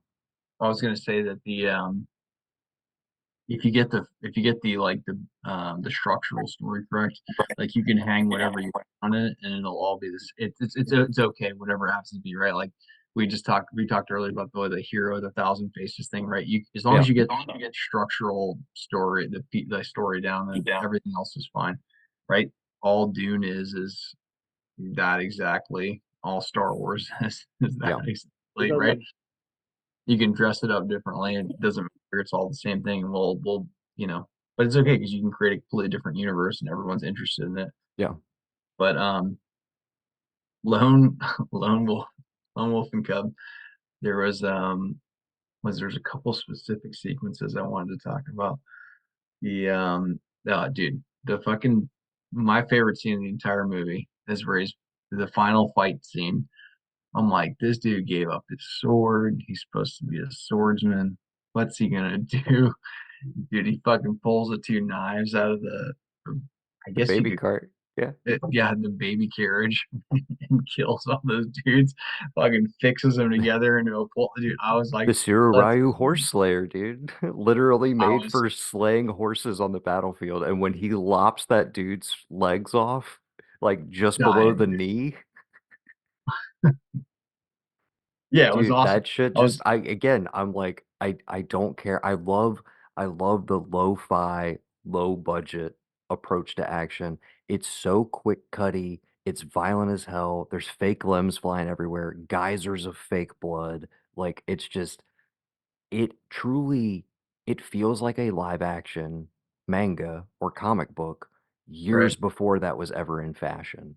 But the whole style and aesthetic, the shot compositions, everything is just like it feels like you are reading a fucking manga. It's crazy. But to me, so I like I said, I'd read stuff before this, and when I saw that, like, oh, this is a complete Mandalorian completely rips off the storyline or whatever. Yeah. When I saw him pull the knives out of the carriage or whatever, I was like, yeah, like that was the moment where I was like, 100%, like When you see that this he is has a steel armor plate built into the base to withstand gunfire, and all I'll say, I know you, yeah, please, again, I want you to go through the franchise. You have not seen the full extent of what the baby cart can do. You haven't seen it all yet. yeah, There's more gadgets to come out of it, dude. but it was, I mean, it was awesome. I wasn't mad about it or anything. None of that. I wasn't disappointed. I was just the whole time I was like, I get it. But the thing that was like uncanny for me was having seen Mandalorian first and then watching this was that Mm-hmm. even the music at times is reminiscent of the movie that I was like, oh wow, this is like he captures the mood perfectly Yeah, somehow. And it's supposed to be like a Western, but I'm like, this feels more like a samurai thing than a Western to me almost, even though it takes place in desert X, Y, and for Z. sure. Anyway, so no, I dug it. Couple things I did. Brendan, I wish you could see this one scene, um, crossing the bridge. It's like my favorite scene in the whole movie. So it's a This movie, guy, not a TV show. this guy. I'm just Yes. gonna tell you about the scene real quick. So this guy's wearing are they kimono? Are they like traditional kimonos, Noah? Yeah, basically. Basically, He's got his hollyhock crest on, which hollyhock crest, essentially I don't know if you got that whole thing, but essentially a little bit. it's the emblem of like they can't taint that emblem. So if they were to attack him while he's wearing it, like they can't kill him without harming that crest, and harming that crest would essentially be like a sin and be punishable by death. So it's literally like an armor sort of on him, like to the people who will respect it, not to any of these bandits or people he's fighting like as we move on. But It's to the a whole certain honor stature of guy, he before can walk logic into a thing room we're with talking like, about. Yeah. 50 officials and nobody can touch him because it's like, sacred armor, even though it's just a kimono. Yeah, Which continues to go with the theme of us talking about honor before logic kind of thing. And anyway, like, absolutely. and it's like, is Absolutely. it? Where you're like, how the hell would he get out of this? And he literally like pulls down I'm his white wearing robe and a he's like, check this shit out. And they're like, I'm oh my wearing a God. bathrobe with Let this me put my crest on it, swords and it's away. like, Yeah. yeah, yeah, yeah. And then So no sorry. American. Yes, explain to Brendan the scene you were trying to get to. So I was telling Noah this morning that like Sam asked me what I was thinking about, and I was like, this is what I'm. It was like usually I was just being dismissive, of course, and then I was like, here's what I was thinking about. There's this movie, so like there's a scene where he's basically a prisoner. He and his son are a prisoner in this town, and there's one I guess the going phrase these days is sex worker. So it's just like a sex worker more or less in a town of uh criminals that are for hire. They're like Ronin. They're gonna be Ronin to assassinate somebody that's important, and he's been hired to kill their leader so that they don't do the thing. But he's at this time he like kind of lets himself be taken in. He's a prisoner for these people. And there's a girl in there. And so these guys come in and they want to prove that they find out this guy's good with a sword. And so they're just like, hey, we're gonna come in and we're gonna see what this guy's made of, all right? There's a girl in there, she's a sex worker, and she's the only girl in there. And then they just said, you two have sex, which pretty thin, pretty thin, pretty thin. But like, all right, fine. So they have sex one time. And sorry. And so like, all right, that's fine. This guy's been walking. I just want to like talk about the details. This is nitpicky. They've been walking for probably a week. This guy's got sweaty balls. He's under stress. He's got a kid with him, and somehow he's performing under stress, which is fine. That's great. Good for him, right? And they actually even talk about that in the movie. It's a But very like, important plot point that he was able to it's a get very hard that whole that he's able time. to get Yeah. hard while 10 people are watching him. That's fine. That's fine. Under Maybe the it's not threat of death. Under the under threat the of threat of death, he was like, no problem, I got this. And this guy's not like smash. This guy's not like clapping cheeks or anything, right? They have like very intimate missionary sex in front of like Very intimate, 12 like erotic, but like soft erotic, like Cinemax in the 90s. in Like front of that level 12 of people. softcore. Yeah. It's like cut to cut to cut, skin, skin, skin. And it's like not really great, right? So, but all of that to say, because I'm like trying to get to like the main point here, Oh, which is dude, the setup is the best part. I'm just loving all of this. I'm loving you reiterating this for Brendan, who has no idea. He just realized we were talking about a movie like 5 minutes ago. He thought it was a TV show. Go ahead. oh yeah, it's a movie.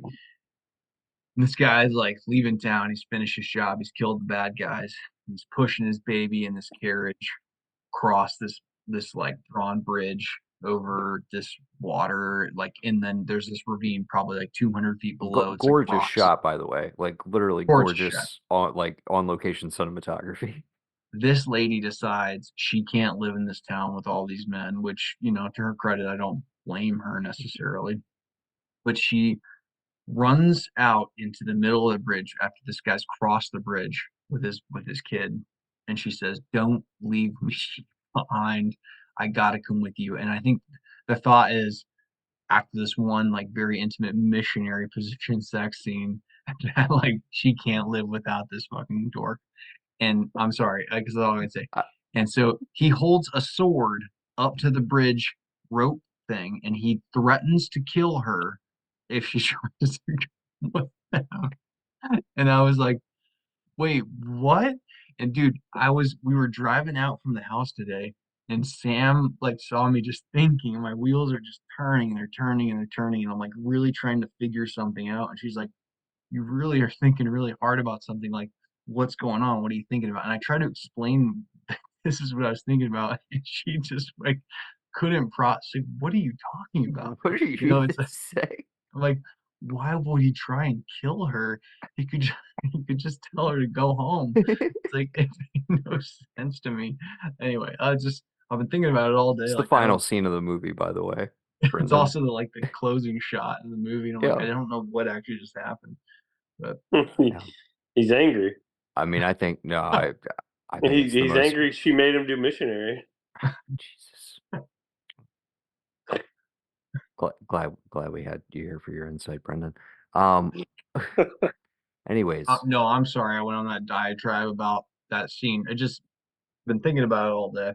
dude, no, like when I watched that scene this morning, I was laughing like I always do because to me it's again you said some offhanded things where you called him a dork, you said he was a bad actor, et cetera, No, et cetera. I'm sorry. Just I to don't be mean to be clear, disrespectful. I think, and maybe you need to watch more of them. Maybe you're not fully like indoctrinated yet, but like this is like Clint Eastwood as the man with no name to me. Like this shit is iconic to me. His line deliveries, every moment, his facial expressions. I'm just like, he's killing it, dude. When he whips out that sword, like, and just like puts it to the bridge. And as I pointed out to you, he doesn't even turn around to look her in the eye. He doesn't say a word to her. It's just a gesture that's like, you can't come with me, bitch. Sorry. That's Listen, it. I'm sorry I was dismissive. I just when I get passionate about something, especially when I'm like I was just confused by motivation there. I'm just like I did. But again, This to movie just reiterate, come out. He doesn't look like a superhero though. yeah, That's yes, all I'm Brendan, saying. it came out last week. But yeah, just to reiterate, dude, I'm like, sorry, I lost my train of thought. We can move along. This guy's passing out. Okay. It's called The Bear and the Cub. Lone Wolf and Cub, Sword of Vengeance. He's trolling, dude. He's trolling. He knows what No, it's I called. really, I really. Lone Wolf and Cub, A Sword of Vengeance. Yes, is the first in the franchise. They're all on HBO Max. Highly recommend them to you and to all of our listeners if we have any left at this point. Definitely now that I'm here. Yeah. Uh, any final thoughts on Lone Wolf and Anyway, Cub? can I just want to wrap it up. I'm gonna start my apology tour here. No, I did enjoy it. I had a good time. I had a nice time watching it. No, and I like didn't feel bad about like I didn't watch the movie and go, man, what a fucking waste of an hour and a half. I actually watched it and went, oh, like that was fun. Really, really glad because that Noah recommended because I would never have watched that, assuming past it on HBO on my own. Never would have watched that.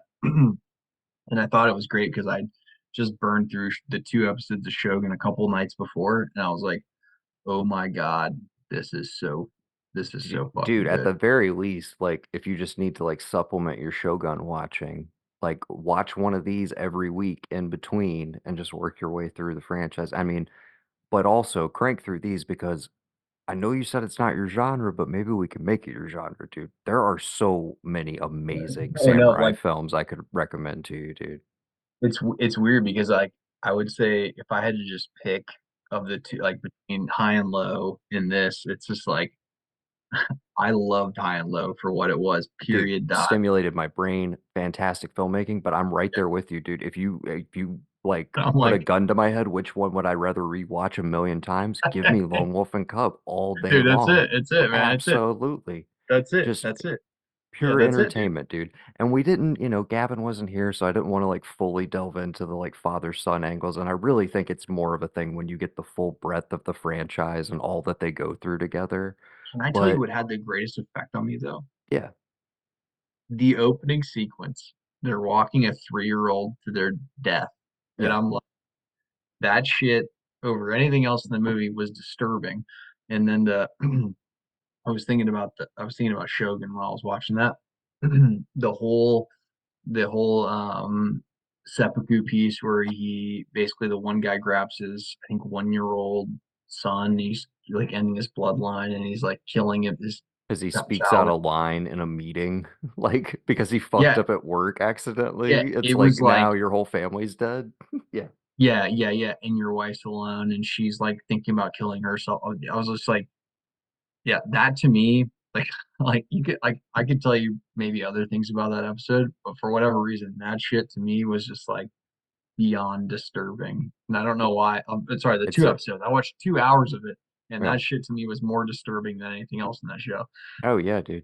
I mean, Anyway, a culture I am endlessly fascinated by for reasons exactly like that, and a lot of the ones we've been discussing. So I think that's a good jumping off point to What? yeah, dude. Let's hit the no jumping off point to the next thing we're gonna discuss, Brendan. No, I'm watching Lone Wolf and Cub right now. He just threw a sword into somebody's head. Like it went into his head. Or did you just fast forward to like a what are you watching? Lone Wolf and Cub, Sword of the Vengeance. oh, one Did you last thing like on did you fast forward into the movie a bit is what I'm A asking? Or little are you bit, yeah. watching a And he trailer? just Okay. and he threw a sword into this guy's head. Yes. Yes, yeah, I'm sure he did. He does that a lot. So Brendan's the gonna catch up with the movie live in real time and give us his commentary track. He chopped somebody's head off. That was pretty dope. Continue, Evan. Sorry. We're gonna transition now into Shogun, which we've seen the first 2 episodes of. I will also say we're gonna Nestor touch on these more Carbonell, and dude. more as we Let's get, dude. fucking go, Oh yeah. Nestor Carbonell. Okay. Here's the thing, Evan. I knew he was in the show because I I kept did hearing not. his name. I did not realize it was him until I listened to a podcast like a week after watching the episode where I was Really, just like, oh dude? yeah, no, I knew he Oh, was in the oh, okay. show. I saw his name in the credits, and then I literally am watching that character going like, I love this guy, dude. Who's this fucking guy? And Dude, no, then no. I I literally wanted get no to a immediately, podcast and immediately. I Yeah. get to a podcast and they're like, oh yeah, and then Nestor Carbonell is blah blah blah. And I was like, dude, I was so distracted by the beard that I was not looking at the eyebrows. And that's you gotta look at the eyebrows and I the was gonna say eyeshadow. eyelashes. The Eyelash. yeah, and the eye excuse me, the eyeshadow that he always Yeah. has. Yeah. So Um, I first dude, yeah. first moment he's like, "Oh, I'm the Portuguese whatever sailor." I said, "Dude, it's my favorite one of my favorite guys from Lost." And I but I couldn't remember his name and Yeah. I had to look it up and I was like, "Oh, yeah." And then he continues to absolutely fucking murder throughout the first 2 episodes and I'm Dude, just like, "God, I'm so happy he's in the show." he is so good. Loving his character. Okay, so again, listeners, if you're not watching Shogun on FX, this is the second big splashy adaptation of the acclaimed novel by James Clavell. Was adapted back in 1980 as a TV miniseries here in the U.S. Again, as we mentioned, Toshiro Mifune played the titular Shogun in that film, or in that miniseries rather. And I think it's Richard Chamberlain was the John Blackthorne character. Yes. So in the novel, an English navigator on a Dutch ship basically crash lands on Japanese shores in the 1600s.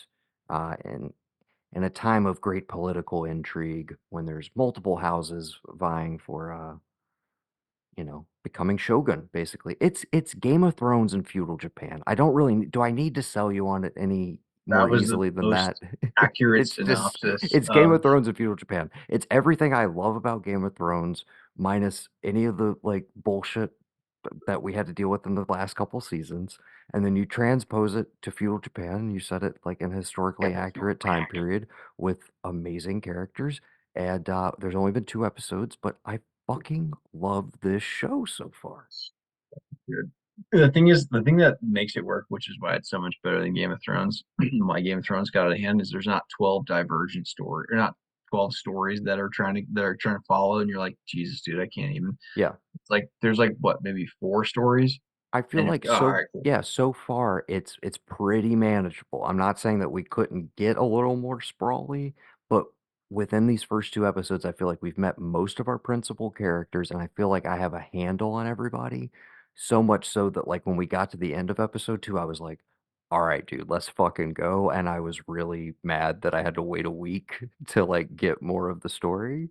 Uh So Takanaga is the most senior guy in the show, right? The one who is, but he seems like he's the main character. He's an older guy. He's in the 60s, probably yeah. 70s. So Hiroyuki Sanada is playing Yoshi Toranaga, who is Toranaga.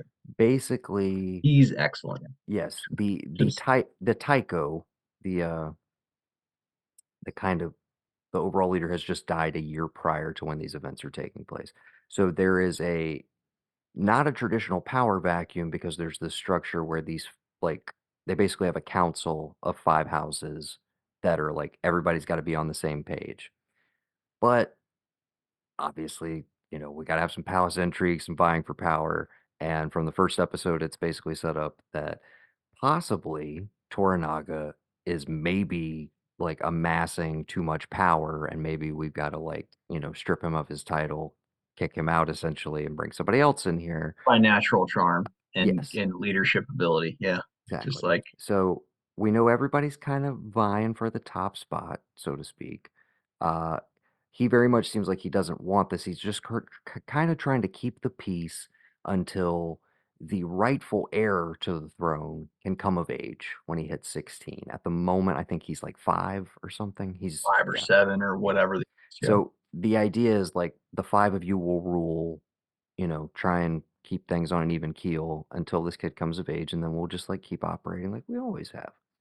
Uh, so thrown into the mix here is John Blackthorne. Uh, a I, how we feeling about John Blackthorne?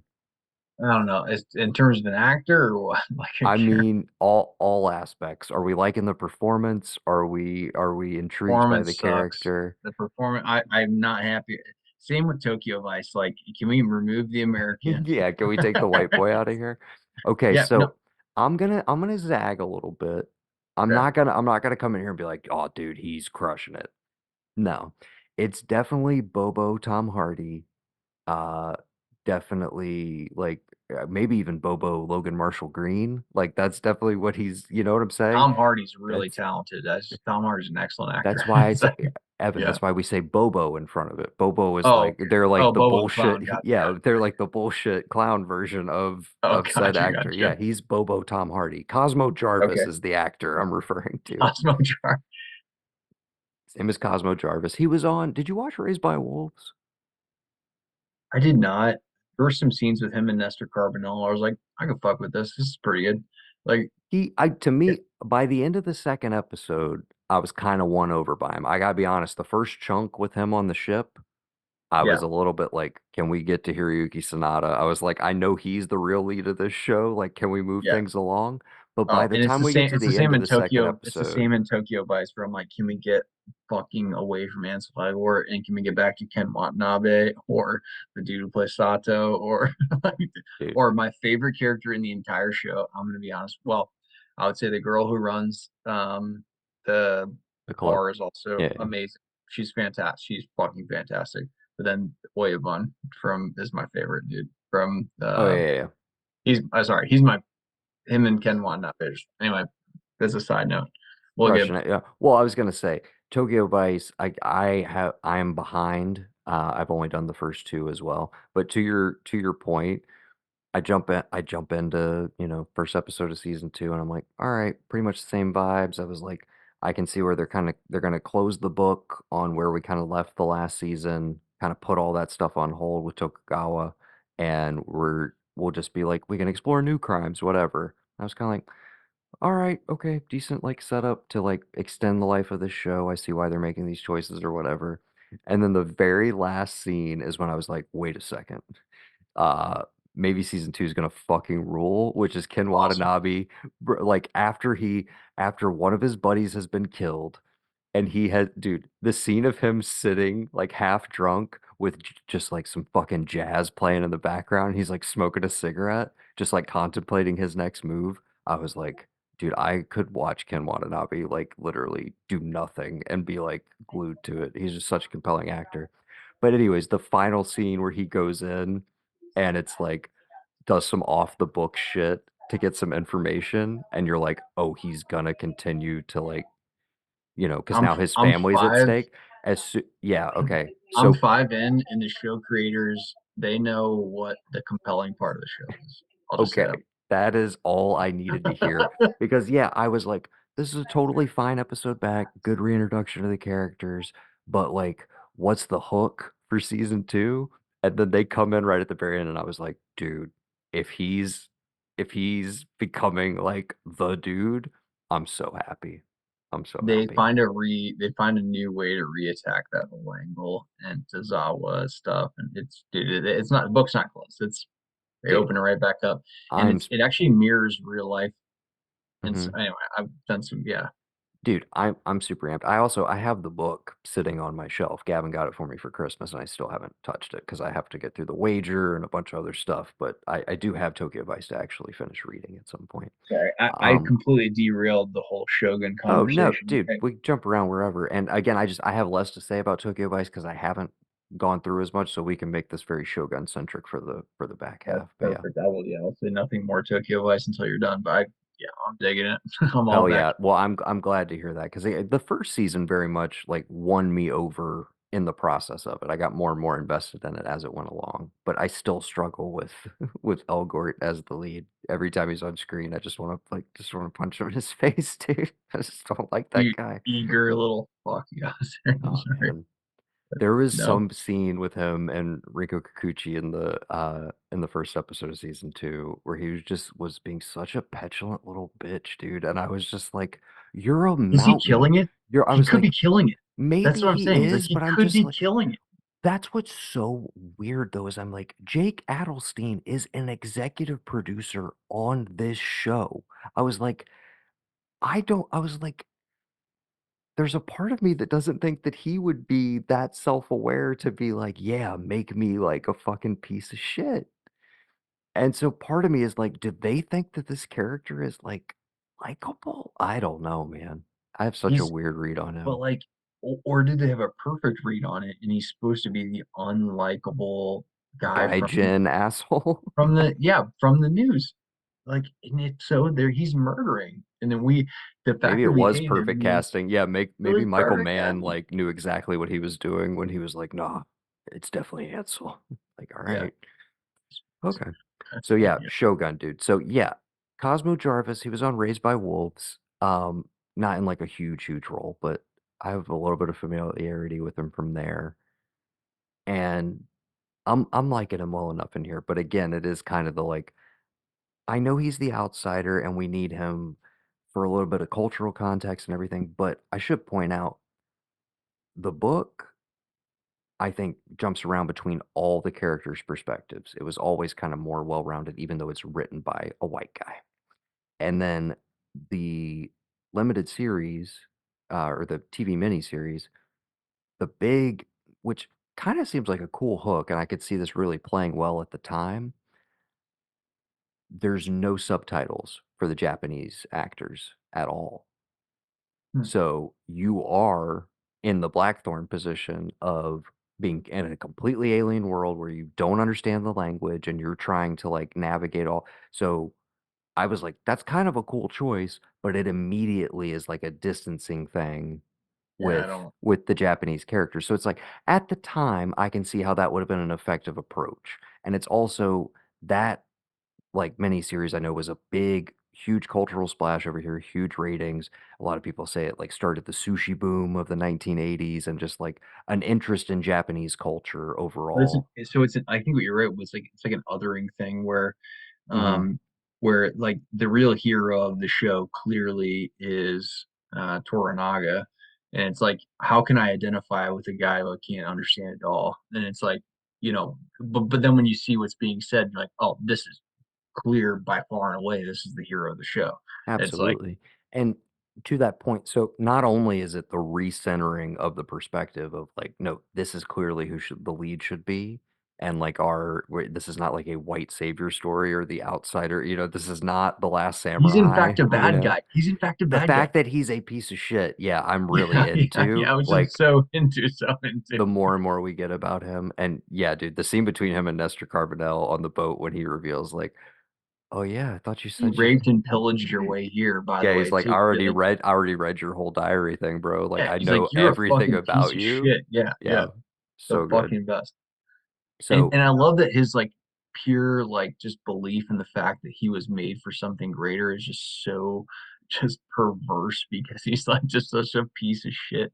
It makes it awesome. It's like uh, anyway. I dude, don't know if yeah, I'm trying. no, Yeah, yeah. I am thoroughly digging that he is not that he is definitely an anti-hero. Makes him far more compelling because you don't know where his allegiances are going to lie and everything. I think that is a slight like shift from. I'm not as familiar with the source material, but um, anyways, to a point in terms of the way they've shifted this adaptation, I think the way they're doing the language stuff is like we've seen other like versions of this.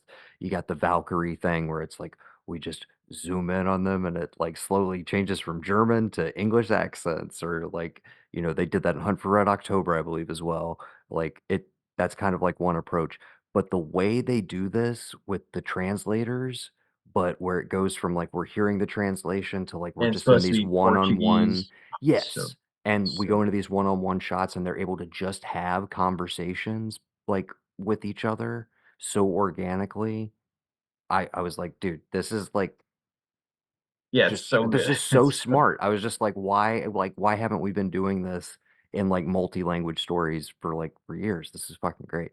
Just all of the it. thing that's the thing that I well, maybe they'll get a little more into it. And I say this because like my wife's speaking another language like as a primary thing, and she speaks English very, very well, right? Hmm. You know, even in a language, two languages that are completely Latin based, right? That are like there's like all these cognates that are basically the same word minus, or plus a vowel here or there, or whatever the case. Like they're basically the same thing. Like imagine things that get lost in translation in from Portuguese to Japanese, right? And Hmm. it's like I hope that I hope that some of that is captured in the show because I feel like that there's like a whole there's and maybe it's besides the point and it doesn't match with plot or whatever, but like to me it's like there should be so many things there and they're matching up with some of like he doesn't understand honor in the way that they do and Hmm. anyway there's like some of the cultural.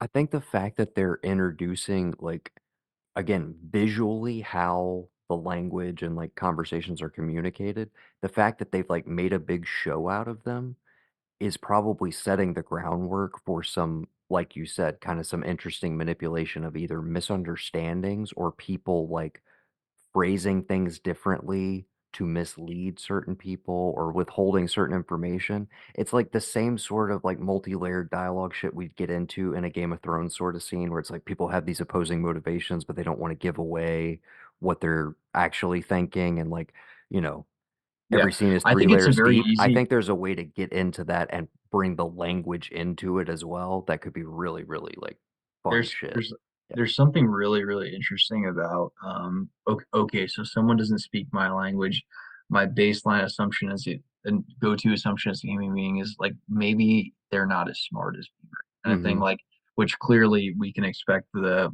the Portuguese share not wait he's not Portuguese he's English right English Yes, he is sorry English. on the Dutch ship. But yes, he is an English Protestant. The Portuguese are the Catholic Catholics, Jesuit priests, which are essentially that's silence. That's Martin Scorsese's Silence. If you which is want a great. if you want I the like that movie, prequel to by the this way. show, Yeah, it's that such is a good.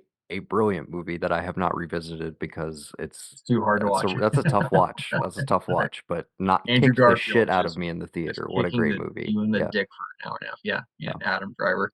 But no, I think that there'd be like some things like I'm gonna make an assumption this person might not be as sharp as me just because they don't speak my language, and that would be a common mistake that a lot of Hmm. people make. Whereas it's like, no, man, it's just you're stepping into thousands of years of culture you know nothing about, and you are so far out of your fucking depth that it's not even funny. And it's like Yeah. that to me is a way more interesting because like I can show you something with a character that's going to mean 15 different things that you couldn't possibly understand because you're not from here. It's like anyway, he starts picking up on the balancing towards the end of the first couple of episodes, but I like that he's your There's point. the first time he kind of starts to show some respect is with probably my favorite character at this point. We're only 2 episodes in. I don't know about you, but Yabashige, who is Oh, the bad guy. He's kind of like a bad guy, sort he's of. definitely he's not the top bad guy, but, like, he's definitely not a good dude, but he's the one who, like, cooks the,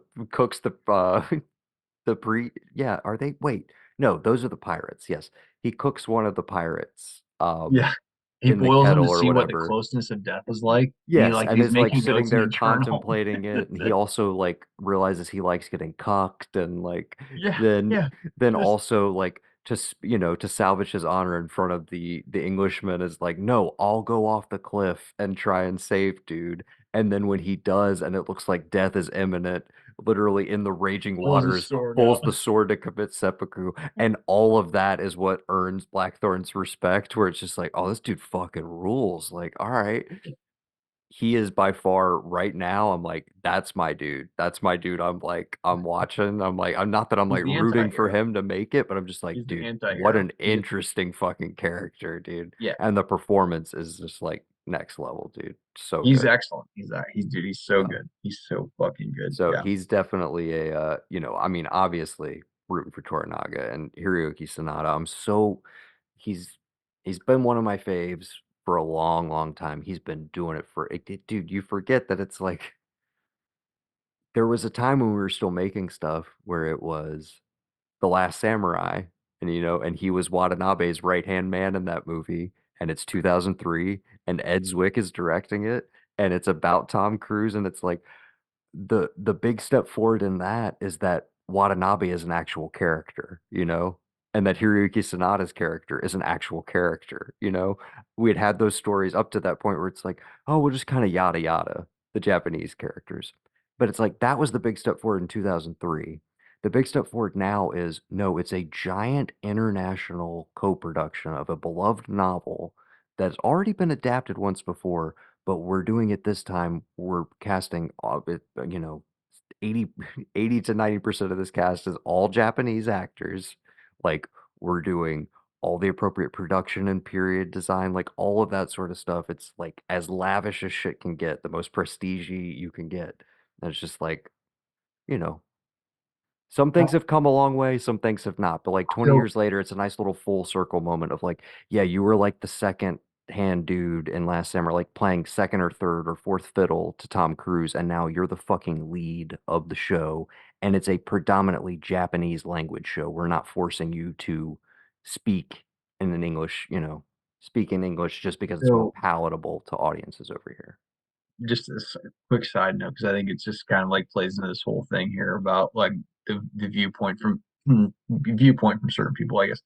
But I have an uncle who did very well on real estate, hotel deals, things like that. He's the CFO of a very, very large company in DC. And then he's done working now, but he worked a lot with the Japanese, and Hmm. he had talked a lot about Japanese businessmen. He's a very I don't know if it's like it informed the way that he did things in business or whatever, but he's very serious and very like the way, but he would allude to certain things like doing business with Japanese businessmen. And it's just like the way that you conduct yourself and all these things. Like there's like a certain level of like conduct that's expected, and it's just Mm-hmm. like when you're working internationally like that. But I think that that's like it's really cool. It's just like you're working with people who are coming from a completely different viewpoint. Let me give you an example of this. Um, Quick side note, not important really, other than the fact that like we see the world in a certain way, right? And it's because of where we come from, all that kind of stuff. Um, I had this certain viewpoint, for example, of arranged marriage, and Mm-hmm. we were over in India. We did like 3 weeks there when I was in college, and I remember we were hanging out with this one girl who who grew up in this town, and we were kind of talking about marriage and arranged marriage and things like that. And my viewpoint, that's like to me that felt like oppressive that you would be forced Mm-hmm. into marriage. And the first thing she says to me about that when we're having this conversation is she's like, "Well, you Westerners have all these expectations of your partner that they could never possibly meet." Very And true. she's like, "We instead make the commitment and then we find a way to live and love the person that we're living with." And I Mm-hmm. was well, that was profound. It's Yeah. like, and so like, but I love the idea that like from in this show, for example, we have someone who, from their point of view, we get to see like the Western point of view of something that they completely don't understand, but they're also giving us a glimpse in like, hey, there's thousands of years of culture here that you are stepping into, that you are out Mm-hmm. of your fucking element. Like he even talks about it when he's like, you think we came to some untamed world, like as if our corner of the world is the most civilized thing out there. And then he Mm-hmm. shows them the city, and he's like, you don't even know where you fucking are. Yeah. And it's like, I love that scene. I love It's that. just, I mean, when they're talking on the ship rolling into this, where they're just like, "Oh yeah, so we'll roll in, and we're gonna have to deal with the Portuguese, and like these Japanese savages, they'll just be pushovers." Just like the assumption being that, like, oh yeah, they're living in huts or some shit, right? Like, You're because there's you're no out of your cultural depth. context, and then you get there and it's like, ah, no, this civilization has like existed long, long, long before you, my friend. Long Yeah, time. they have gunpowder. They have whatever the case. Yeah, It's dude. Oh well, man. Um, yeah, I love some of the early just like language barrier shit of like when they're essentially yelling the same thing at each other, but neither one of them can understand. Like when they, oh my God, when they pour the fish guts over all the pirates or whatever, when they have them like down in the hold and shit. Um, who else do we? So we got the council. I'm very like, dude, Ono the leper.